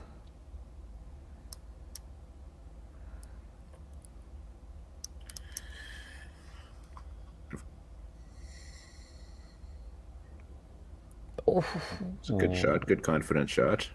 Yeah. Oh no. Oh my. What could you do but laugh? I've seen a little bit of everything already in this match. Yeah. Andrea's going to show her sister how to spare a corner here.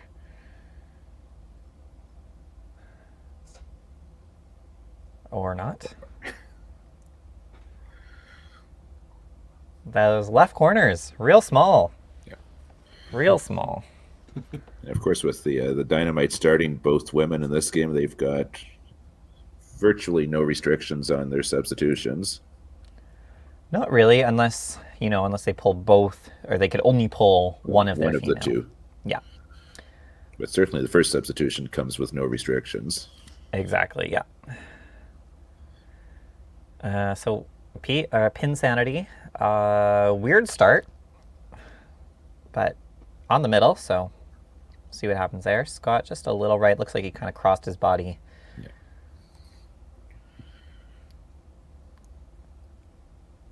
Scott really just fires that ball down the middle. Playing the backwards hat game out in PEI today. Nice Scott cover. makes the spare. Yeah. John Walsh, Hall of Famer. One of the very, very best to ever lace them up. Mm-hmm. No surprise, he is their anchor player, I think.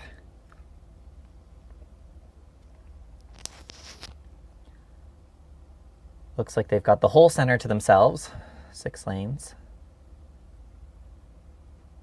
Looks pretty well maintained. Clean, bright, and a bomb.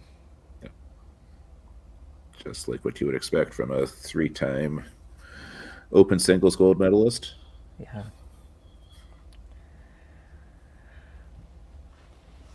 And just like that, we're into the second frame.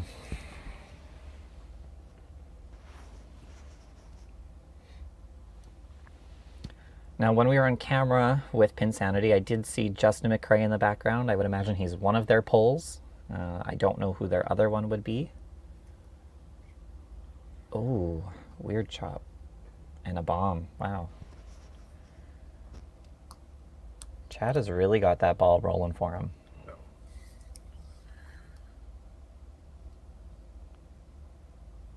Yeah, other than a couple of hiccups, he's been very effective all day. Yeah. Nice half.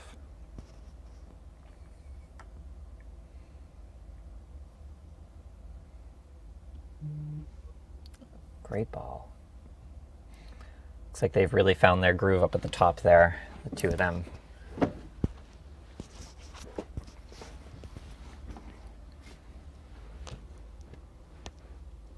Oh, Amy did not like that.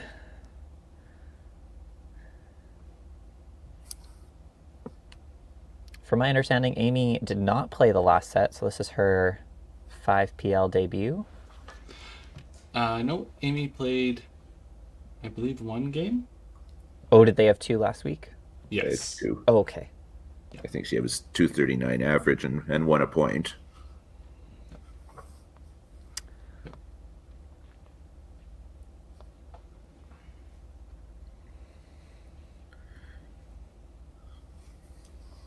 Dakota just keeps on rolling here. Yeah. Like we talked about at the start of the day, that momentum is such a big factor if you can start on the right side of it. Yeah. It's amazing how often we see it, be it the Pro League or the Masters or Open. Like, yeah, if you can get 2 or 3 games in a row going, it's amazing how fast that train can get momentum going. Oh, yeah. Scott's putting the brakes on a little bit there, but I think that'll just be a 1-frame blip, and they'll probably be back at it after that. Veronica's putting up a strike for PinSanity.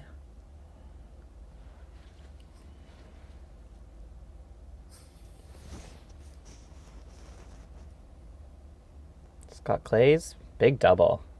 It's a guy that throws a lot of strikes.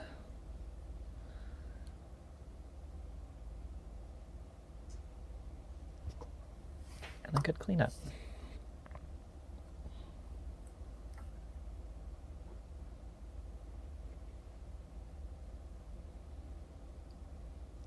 Good frame going for PinSanity here. They had possibly 4 marks against the 4 marks of Dynamite, but the 2 doubles up top obviously are pretty big. Double already working for PinSanity. Yeah, they could put 2 doubles at the bottom, so looking almost even. Gets it to go. That was a really nice shot. Just calm, cool, and collected out there. Yeah, not too much faces, John. So we've got 186 to 183. Keeping it close, folks. I do appreciate the big clear totals on the Pin Sanity side. Yeah, it's they've done a fantastic job. Nice. Gets that thin one to go. Oh. Oh, Nick's just getting beat up by those end pins. it's 3 hits, but 3 different results so far. Unfortunately, he's continuing to spare. He's been sparing them. Yeah. But kind of like last match, we saw spares don't do much against strikes. That is true. And of course, I open my mouth and when I'm making his spares, and he misses that one. To use a Manitoba term, he just got hoopered. Oh, the Vandals are off to a hot start here. Jana looking to join them.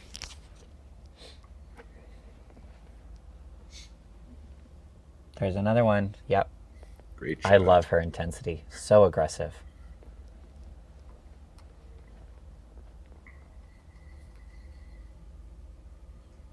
Oh, Amy. A little thick again.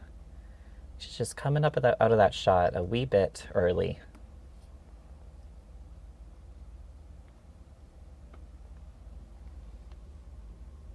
The Dynamite are really trying to put an exclamation point on their week. Yeah. They said, what did they shoot last week? 1490? Yeah. That wasn't enough for him. Want more.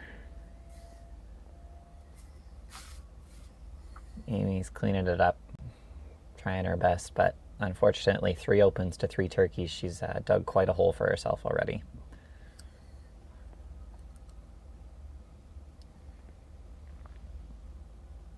Oh, there we go. There's our star frame. But PinSanity could ice him out here, make him wait a little bit, make him think about it. Yeah, that's the one thing about this. You can get out ahead just like the Open, but you still have to wait for the next frame. Sit and collect your thoughts. I suspect different teams have different approaches to that. Or even different bowlers will have different approaches to that when you have to wait a few minutes. Totally. So 10 there.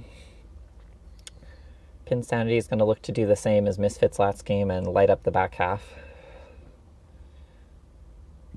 Kind of relying on their bottom 2 bowlers here to keep that momentum going and hopefully get some of that carrying up to the top.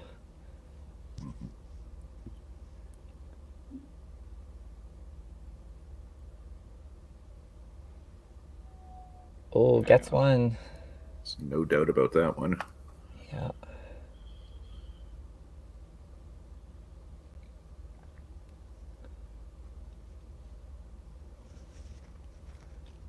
It's quite the contrast we have on the bottom of the PinSanity team here. Scott, who kind of just really gets up there and chucks it, kind of falling out of his shot a little bit at the end there for a bomb. And then you have John. He's just one of the smoothest, calmest, best rollers. And also throws bombs. Yeah.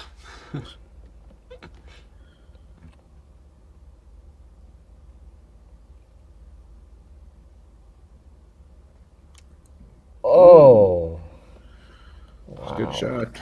Cool as you like, but yeah, got left the corner standing. Yeah.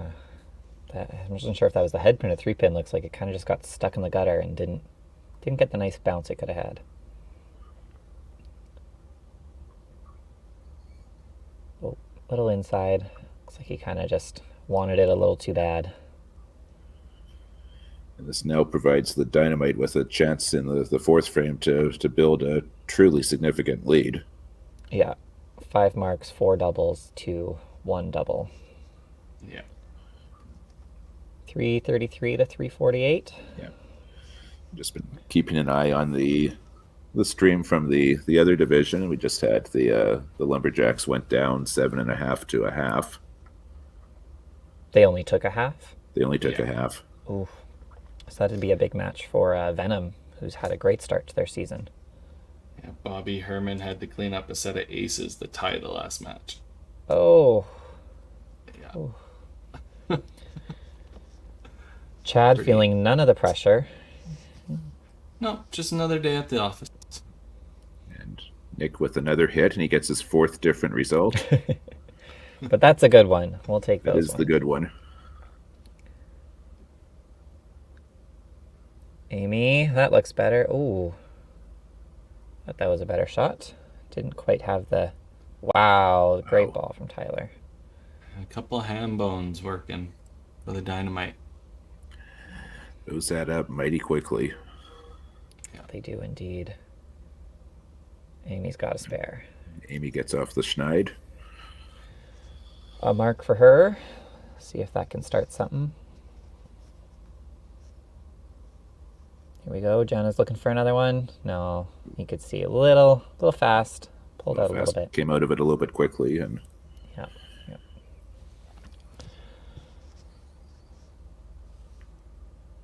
Chance for Veronica. Oh, she's thick on the middle again.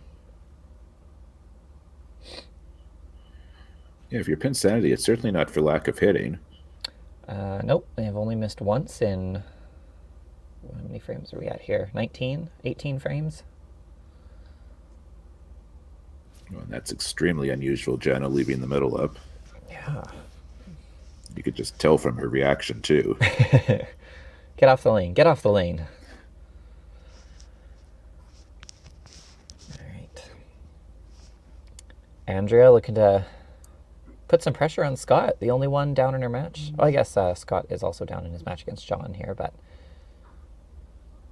Oh, a little thick. A little thick.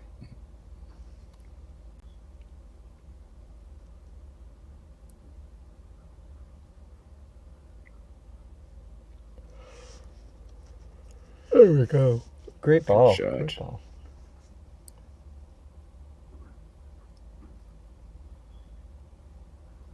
A single Andrea pin with the spare.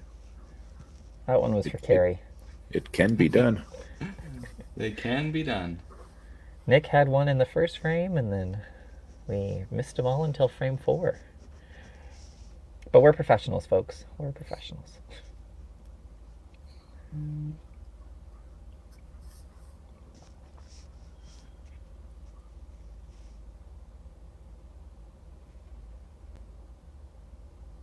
Scotty, Big double for Scott. Makes up some ground in his match. especially with that on the other side.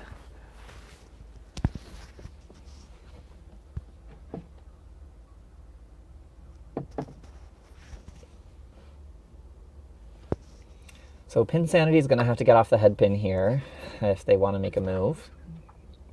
I think they are begging for that commercial break.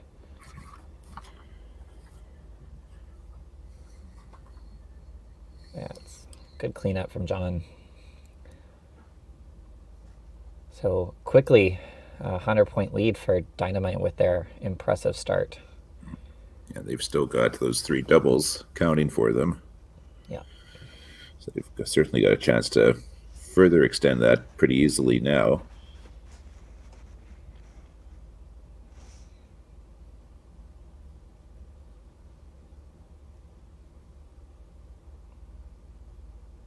Nick, again, just can't get that 5-pin splash to go.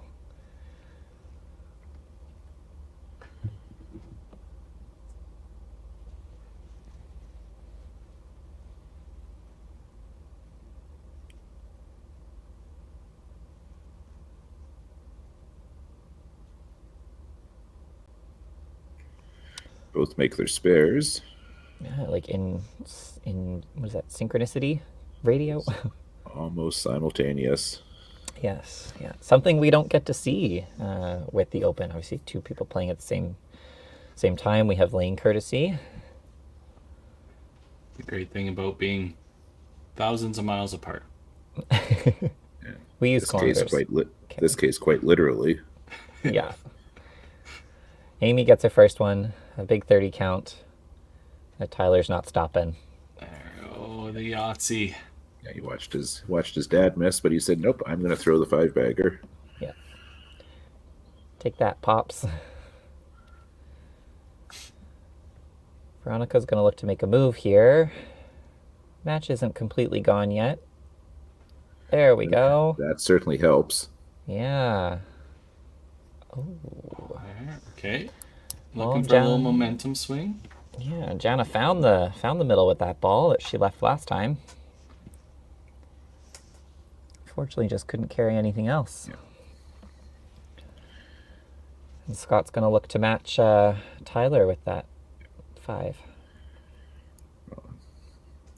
Almost get the sense he almost has to, just to keep total in contact.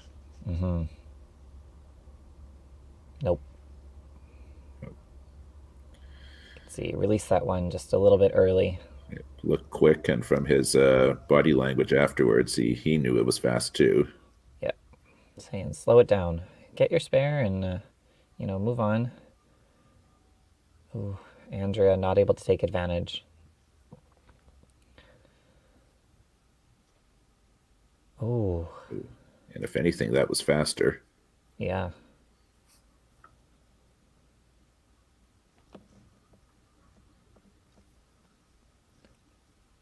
A little bit of a hiccup here in that 4th spot in the 5th frame, but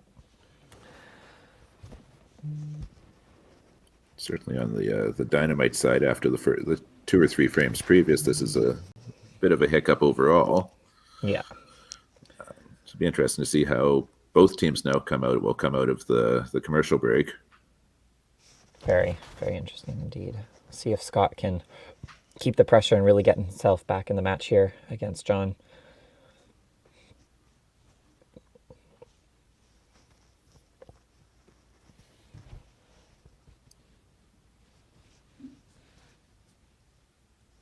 It's nice and controlled. Great count. Just couldn't get that corner to go for him. Yeah, a little high, but well delivered. Delivered. Oh, that looked better from John. Oh. I think that's one of those good shots, bad spots scenario. Yeah, exactly. Think you feel it, and then it's just like, nope, that's just bad location. That really sucks. Slides into the head pin in the worst way possible.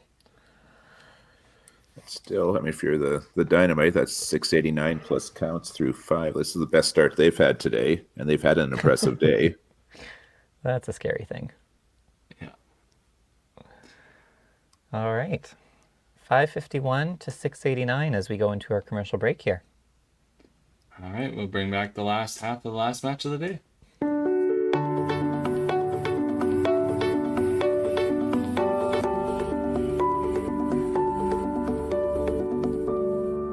Cargill is proud to be supporting a truly Canadian sport like 5-pin bowling. We look forward to watching some great competition from many competitors and bowling centers across our country. With hundreds of locations across Canada, Cargill is committed to helping the Canadian farmer thrive. Whether it is selling commodities, getting agronomic advice, fertilizer needs, crop protection, and marketing expertise, Cargill is here to help. So please enjoy this bowling. Thank you.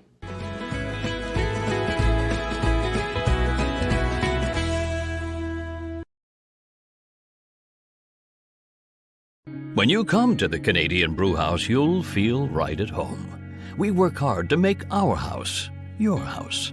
With an affordable menu of appetizers, entrees, desserts, beverages, and killer deals on daily specials. At our house, you never miss a play. As sports lovers, we've ensured each location includes over 50 TVs and our signature Jumbotron. The Canadian Brewhouse is the place people want to be.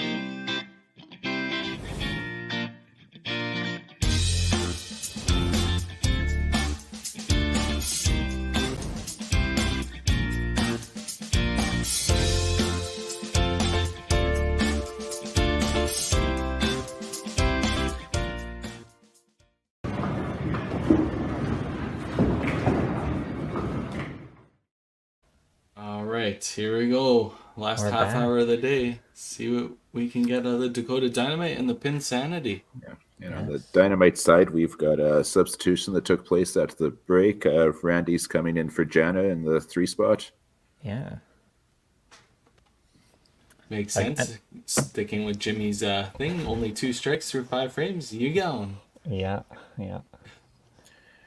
An aggressive pull, but I think the situation they're in, not necessarily a bad call. Kind of. Oh, there we go from Nick. They're looking to get everything that they can out of this match. Yeah. Yeah, it's kind of the first your first year in this league. Not sure if teams know what to expect, how to play against somebody across the country, and find out that it's pretty high competition right off the bat. So take your lumps and get as many points as you can. Yeah, it's definitely a weird energy not having anyone beside you, or sometimes not even anyone in the bowling alley. And then, like anything, it just takes a little bit of time to get used to it and figure out how to focus in those scenarios. I've been in the league 3 years and I still haven't figured it out.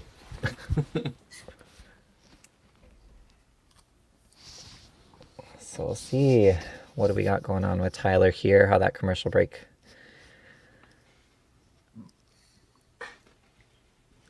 Amy, about 13 on her split. Yeah. Just goes. That's a late one. You need those every once. Gets that 6-pack.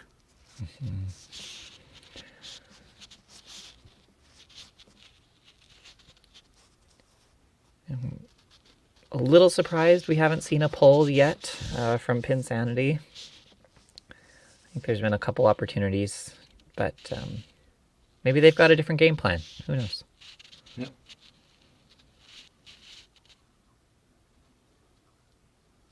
Big ball in for Randy, and he gets a strike.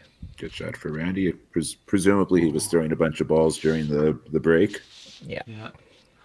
Veronica's just walks off the side of the lane there. Just missing the spare. Yep. And that one not making it quite so far.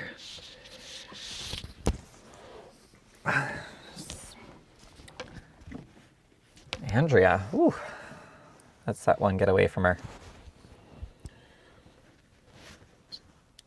So just on a bit of secretarial stuff here, this now set up the situation that Jana, even though she's gotten pulled, actually will get the win for that point if Randy manages to hold on to it. Yes. Would be the second time that happens today. That is right. She did get the win in the first match too. Yeah, with Andrea going in for her. Scott fixes his mistake. Back to the strike train for him. Trying to make sure that PinSanity, again, doesn't get goose-egged here. PinSanity had a bit of a rough go of it last week because they played 2 matches and came away with just 2 points. Mm-hmm. Yeah, came up against Regina's massive game. Yeah. John back on it. Yeah, and Scott threw a good shot. Just, again, that right corner. Saying, not today, sir. You're going to have to work a little bit harder than that. The good thing about, like, I know PinSanity got a late start to the season, even a earlier start than the knockouts, but it's so early in their season that yeah, you could drop 1 or 2 games and still be looking okay. Yeah, exactly. The Dynamite, though, they're going to be halfway through their season. They're looking to get a big lead so they don't have to worry so much in the back half. Yeah, yes. They're going to have, I guess, after this one, they'll have played 7 of their 11 matches. Yeah, it's big. Them and the Lumberjacks on the short side are pretty much mostly through their season, which is insane, but due to time restraints and bowling proprietors' houses and stuff like that, this was the best we could come up with, and hopefully it all works out in favor of the teams that played the best. Yep. And on the Dynamite side, too, you look at kind of what they've got left on their schedule. They've already played Regina. They've already played Dream Crushers, or I think would be the consensus two of the teams we expect to be there at the end in their division. Yeah. So they've got them out of the way already. Nicholas, looking for another one. He's pretty much got everything under the rainbow, eh? First miss. Yeah, his first miss of the match. Staying solid, though.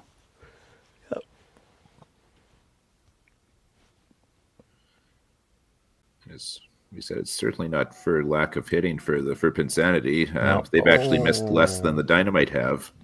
Yeah. They just haven't been able to string anything together other than Scott. Exactly. So Tyler gets the late fall in 6 for the 6-pack and then gets absolutely roasted for the 007. Super burned. Bowling gods giveth, bowling gods taketh away. Oh, they do. They taketh. But he picks up the spare. He's got a very healthy lead now. Yeah. 253 in the 6th frame is nothing to sneeze at. Nick really kind of had a hiccup that frame. Amy, a better shot. A much better shot. It. Yeah.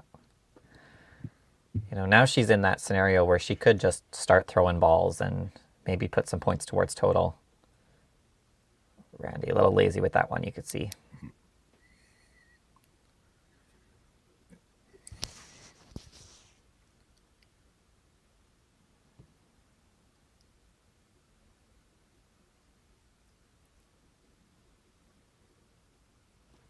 Oof.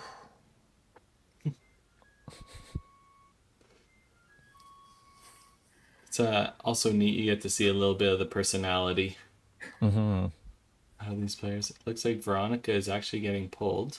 Yeah. For Justin. Yeah, unfortunately, you know, kind of the same boat as Amy there. Only 2 marks in a number of frames. A challenge when you're coming up against a team like the Dynamite here, who are just rolling. Yeah. And he gets a spare. Andrea with a strike. Keeping the marks rolling for the Dynamites in frame 7. Yeah. So obviously, you know, 913, 705, we're looking at quite a bit of gap in the total there, but there's still 3 points up there for PinSanity in those individual matches. All well within reachable range. Yeah. Oh, wait. Yep. Even that top match, not too far away. Stranger things have happened. Stranger things have happened. You know, We've already Chad... seen that in this stream. Yes. Couple weird pin misses and mistakes to give away points. Yeah. So Scott cleans up his chop, spares his chop. Scott on the PinSanity side, just a little bit off the middle there again, probably a little fast in that shot.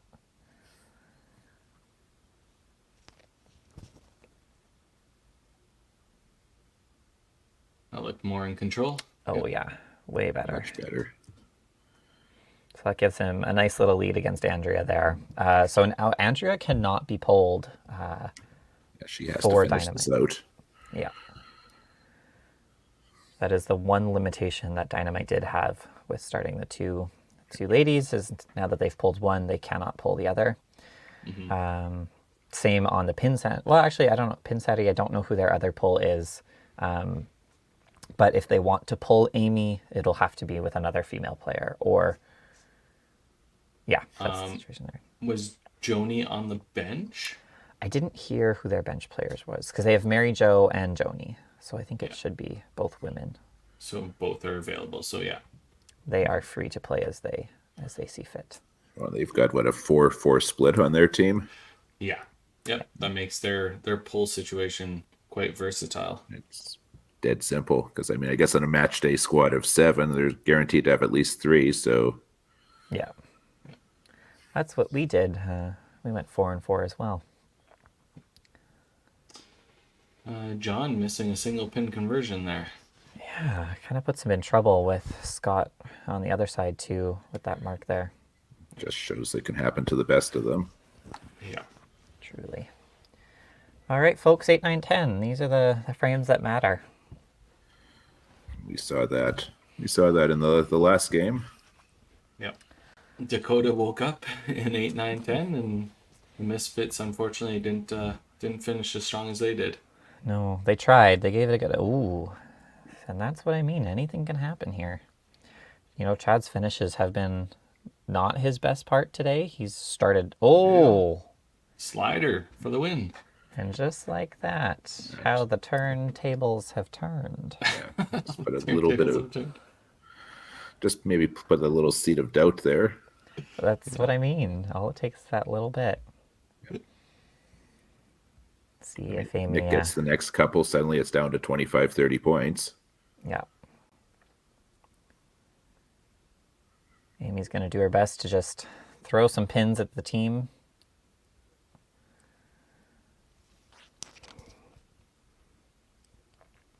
It was one of those unfortunate situations where I think coach is saying, Amy, you're going to have to just stick this one out, and I'm going to save that pull for one of our matches that's a little bit closer in case I need one of those last-minute subs, you know. Oh.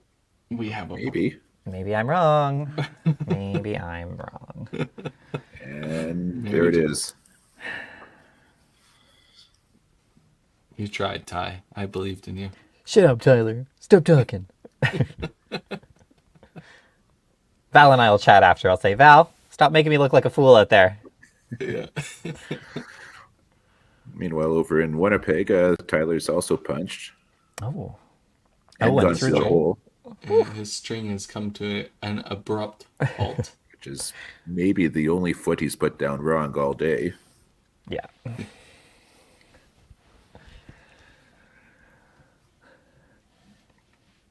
Do we know what Tyler's averaging in Pro League? Do we have that stat? Or what it was before today? We do. 233 was what I have down. Oh, so he's going to really bump that number up. Way, way up the... And that had 233 with no points. Oh, okay. So today will help him on all sides of the stats board. Yeah.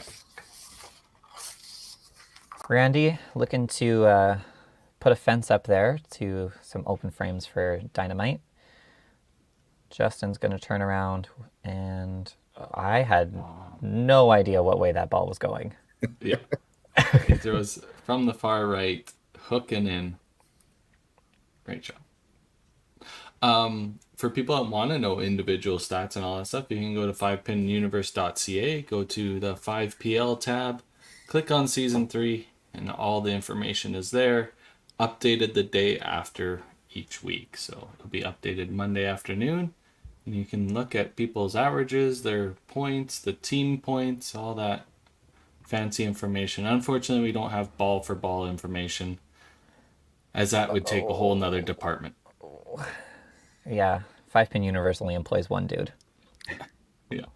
For now. For now.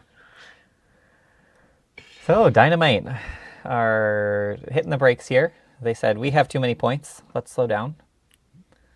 And so, yeah, suddenly this total is now back within 130-ish, 120. Pin Sanity is going to look to put some marks together and see what happens. Oh, Andrea says, just kidding. It's a big double Andrea's to like, stop the bleeding. No. Let's not Get do it this. together, team. Get it together. Great spare by Scott. Yeah, that's big for him. That was what they call the skinny jeans. I think I see a 348 out of the Newfoundland ladies stream here. I can't quite see who it is. My old person eyes are not quite that good. Don Osmond?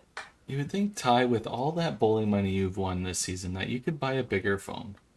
I like my little regular size.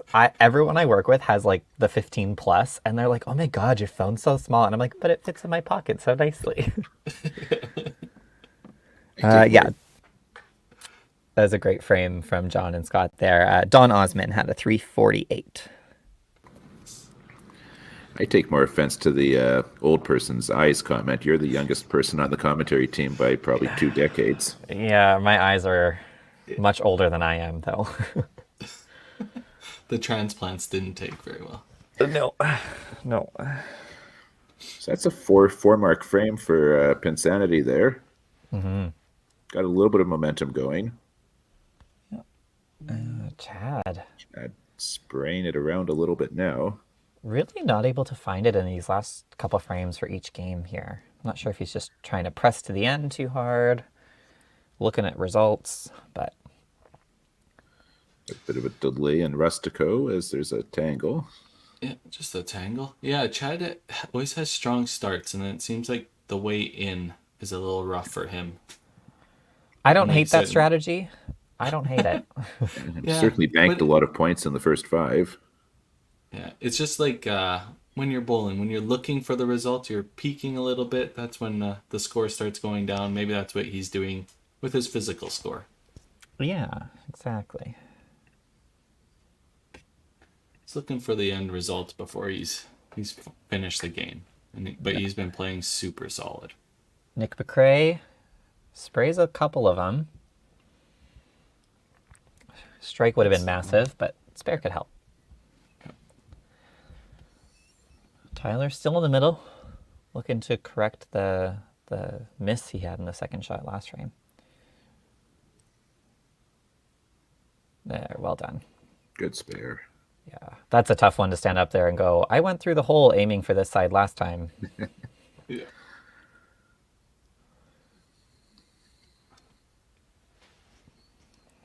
There's definitely a lot of... Is this a double spike. pull again? Did I just see Aaron grab the ball? Did I miss that message? Yeah. Most definitely Wow. is. Another Aaron double in for pull. Andy. There we go. Utilizing the double pull situation. So many pulls. 3 out of our 4 pulls in the 3 bowler spot. Oh, almost aces for Mary Jo. That's the risk with that ball speed, you know, like able to control it, good accuracy, but you never know what's going to just slide through.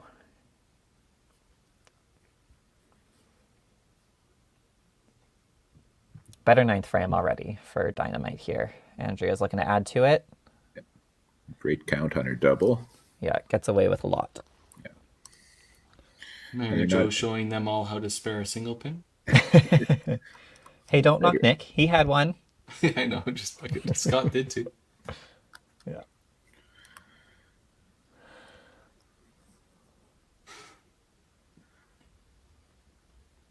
And there's another one for one. Andrea. Whew, we're lighting it up, folks. Justin. Oh. Slides it by. Yeah.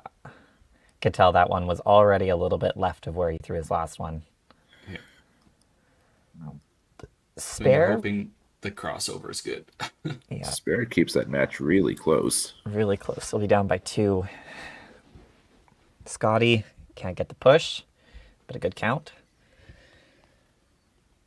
Yeah, saw on that the one beak. coming. Again, it was just like Carrie said, he peeked for that one a little bit right at the end of the shot. Just looked right up. Yeah.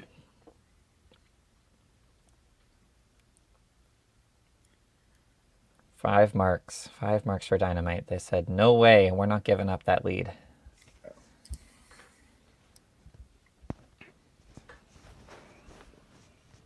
All right. So a little bit of pressure on Scott and John here.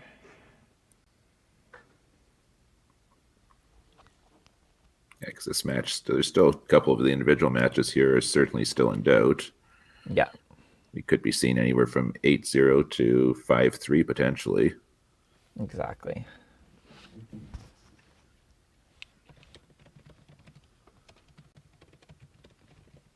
Oh, more.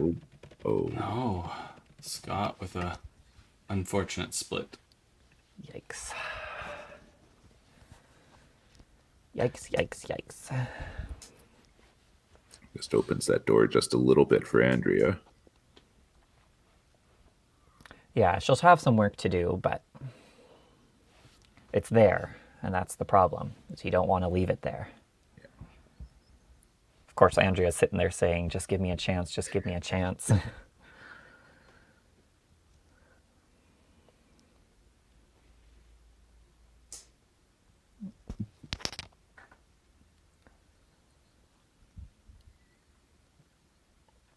little bit of damage control now for PinSanity. Really just try and walk their way home with this one. Get what they can out of it. Like Carrie said, really early in their season, so they got to keep their heads up.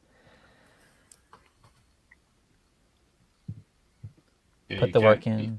You can't read into the results this early. You just No. gotta keep working hard and Yeah. get as many points as you can early. Find that lineup that works for you. Build some trust with those pulls. Like I said, there still could be a possibility of 5-3 split here, so 100%. splits are always good. You don't. It's the big 7 ones ones. and zeros. Yeah. Yeah, 7 ones are hard. 6 2s can go either way. Kind of depends. Mm-hmm.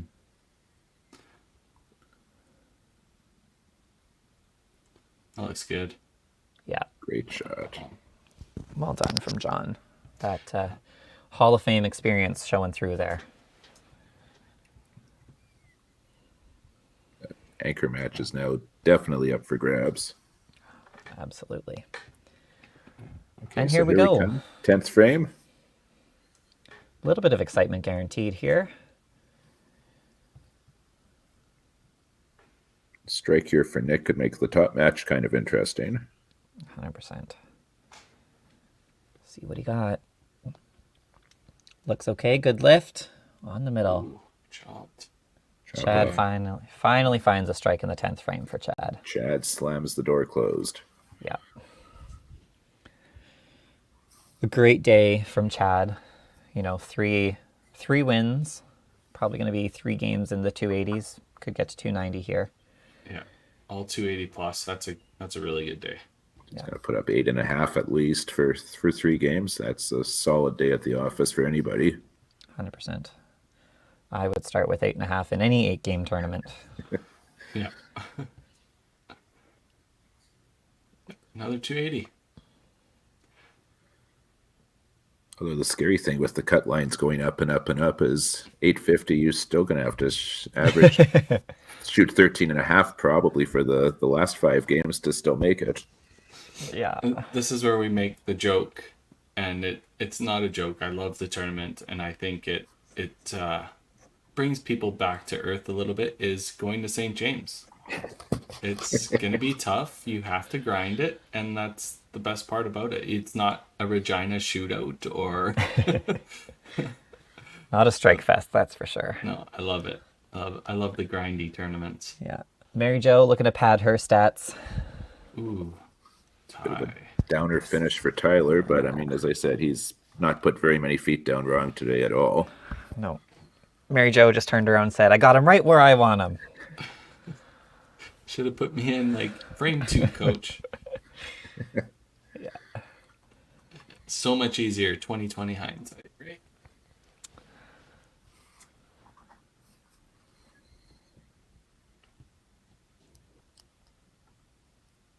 Whoops. Wow. Another great Nothing game. wrong. Back-to-back 300s. Yeah, nothing wrong with 311. Mary Jo still in the middle. Was able to pull that game over 200. That is a big save. That game was looking troublesome. So we're going to see if Aaron, being the second sub on this match, and Justin, being the sub on the other side here, duke Okay, this so- 10th frame out and see who comes home with it. Now what happens with the point? Because Jana was ahead. Randy was ahead. I think it still would have to go to the original. It goes I to think it's still Jana. Jana's point, Oh, well done. and that should probably Close the be door. just about it. Yeah. Yeah. He'll need 5 to... 5 stay behind the line. Yeah. And his Justin throw a shot is... bomb here? Oh, Oh. nope. So that'll be it for that middle match. So definitely Jana's point. Yeah. Hard to swallow a 180 with only 2 middle misses, unfortunately. Yeah. That's the tough part about this, especially 5-pin bowling, right? You're aiming for that middle pin because that's the only way you can strike. Yeah. But a slight board error and you can be just throwing 150s. Yeah. And for PinSanity, we had Mary Jo getting 60 for her 2 frames, so nice 300 average for her cameo appearance. Yeah. Well done, Mary Jo. And Aaron's got 75 for his 3 balls so far.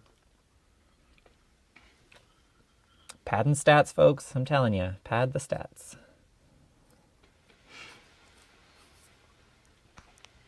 The Dream Crushers first match, I struck out 10, and then they started me the next game. And I was like, I really wanted 450. Like, you could have just sat me the rest of the season.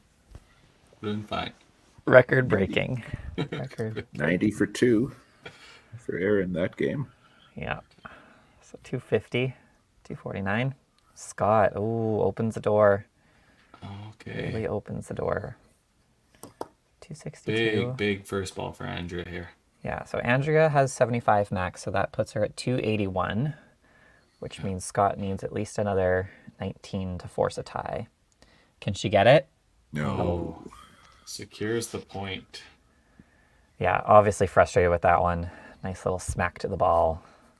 We've all been there.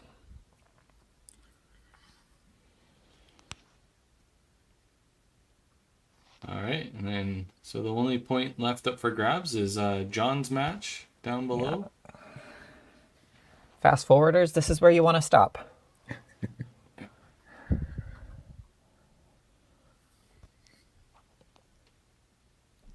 I only say that because I'm one of them. You don't watch all the way through, listening to the glorious commentary.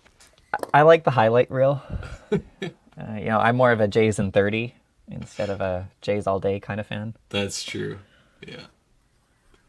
Sounds That's like how a we watch generational thing. That's how I watch Raptors basketball. Yeah. Raps in 30. Basketball, you could just watch the last 3 minutes of the game usually. Yeah, it's the same as bowling. You only watch the 10th frame. All right, let's see what Scott can do. Great ball. Loves it. Keep the heart rate down. Throw another one. John is looking to really clutch up with this shot. Yeah, so we can get the 272 for Scott. So John will need the first 2 to lock him out here.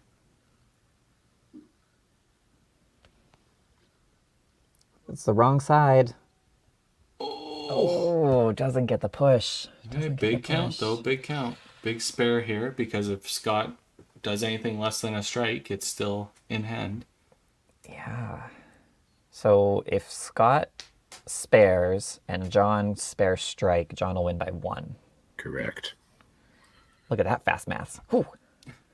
Oh no. Oh no. No. Single pin again. Yeah.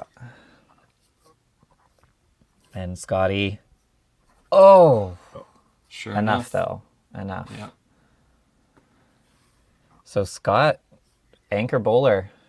That's a masterclass right there. How to win 2 matches in a row. So another 7-1 for PinSanity. For the Dynamite, 1 for PinSanity.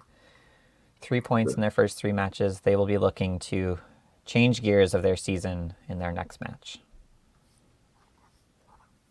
255 to 241.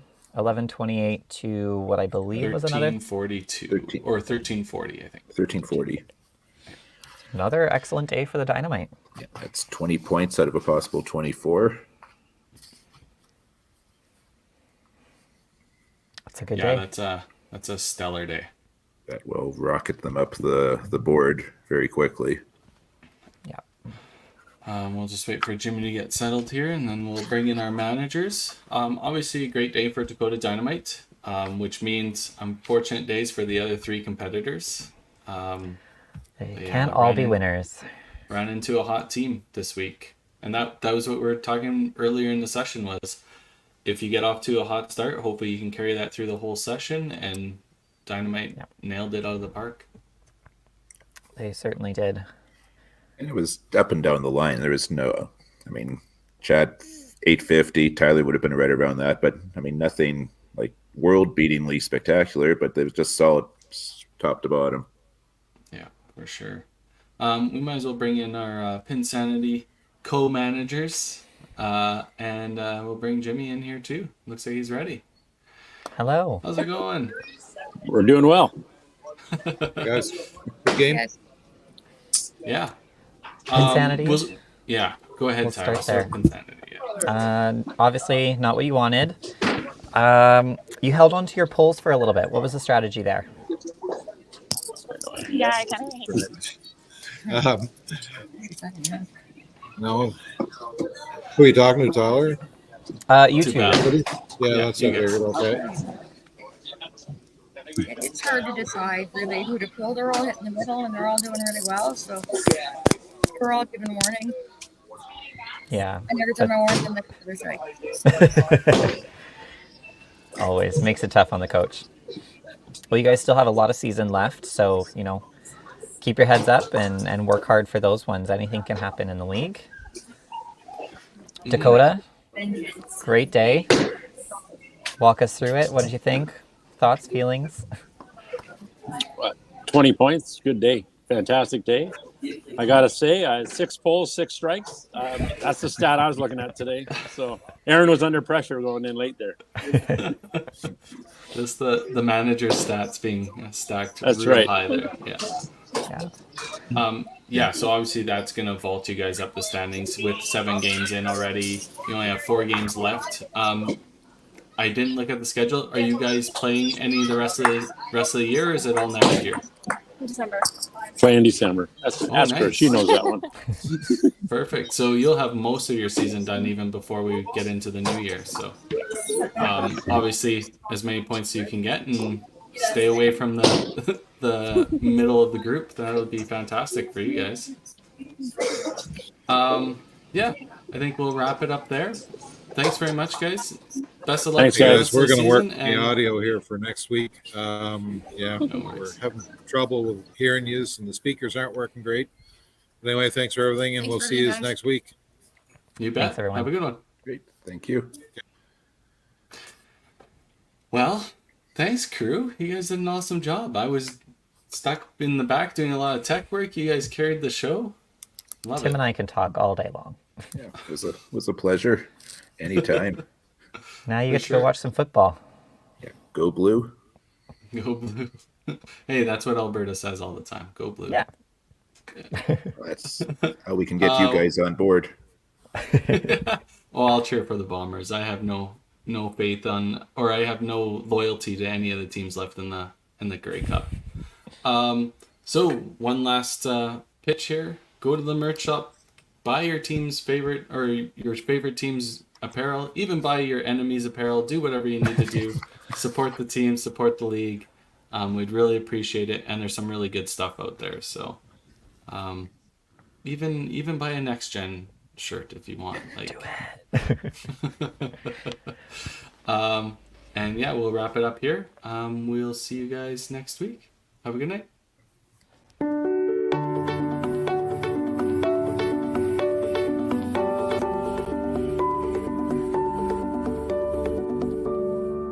Cargill is proud to be supporting a truly Canadian sport like 5-pin bowling.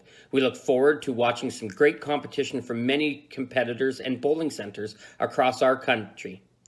With hundreds of locations across Canada, Cargill is committed to helping the Canadian farmer thrive. Whether it is selling commodities, getting agronomic advice, fertilizer needs, crop protection, and marketing expertise, Cargill is here to help. So please enjoy this bowling. Thank you.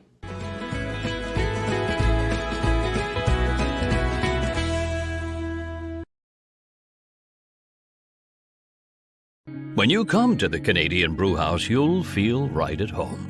We work hard to make our house your house. With an affordable menu of appetizers, entrees, desserts, beverages, and killer deals on daily specials. At our house, you never miss a play. As sports lovers, we've ensured each location includes over 50 TVs and our signature Jumbotron. The Canadian Brewhouse is the place people want to be.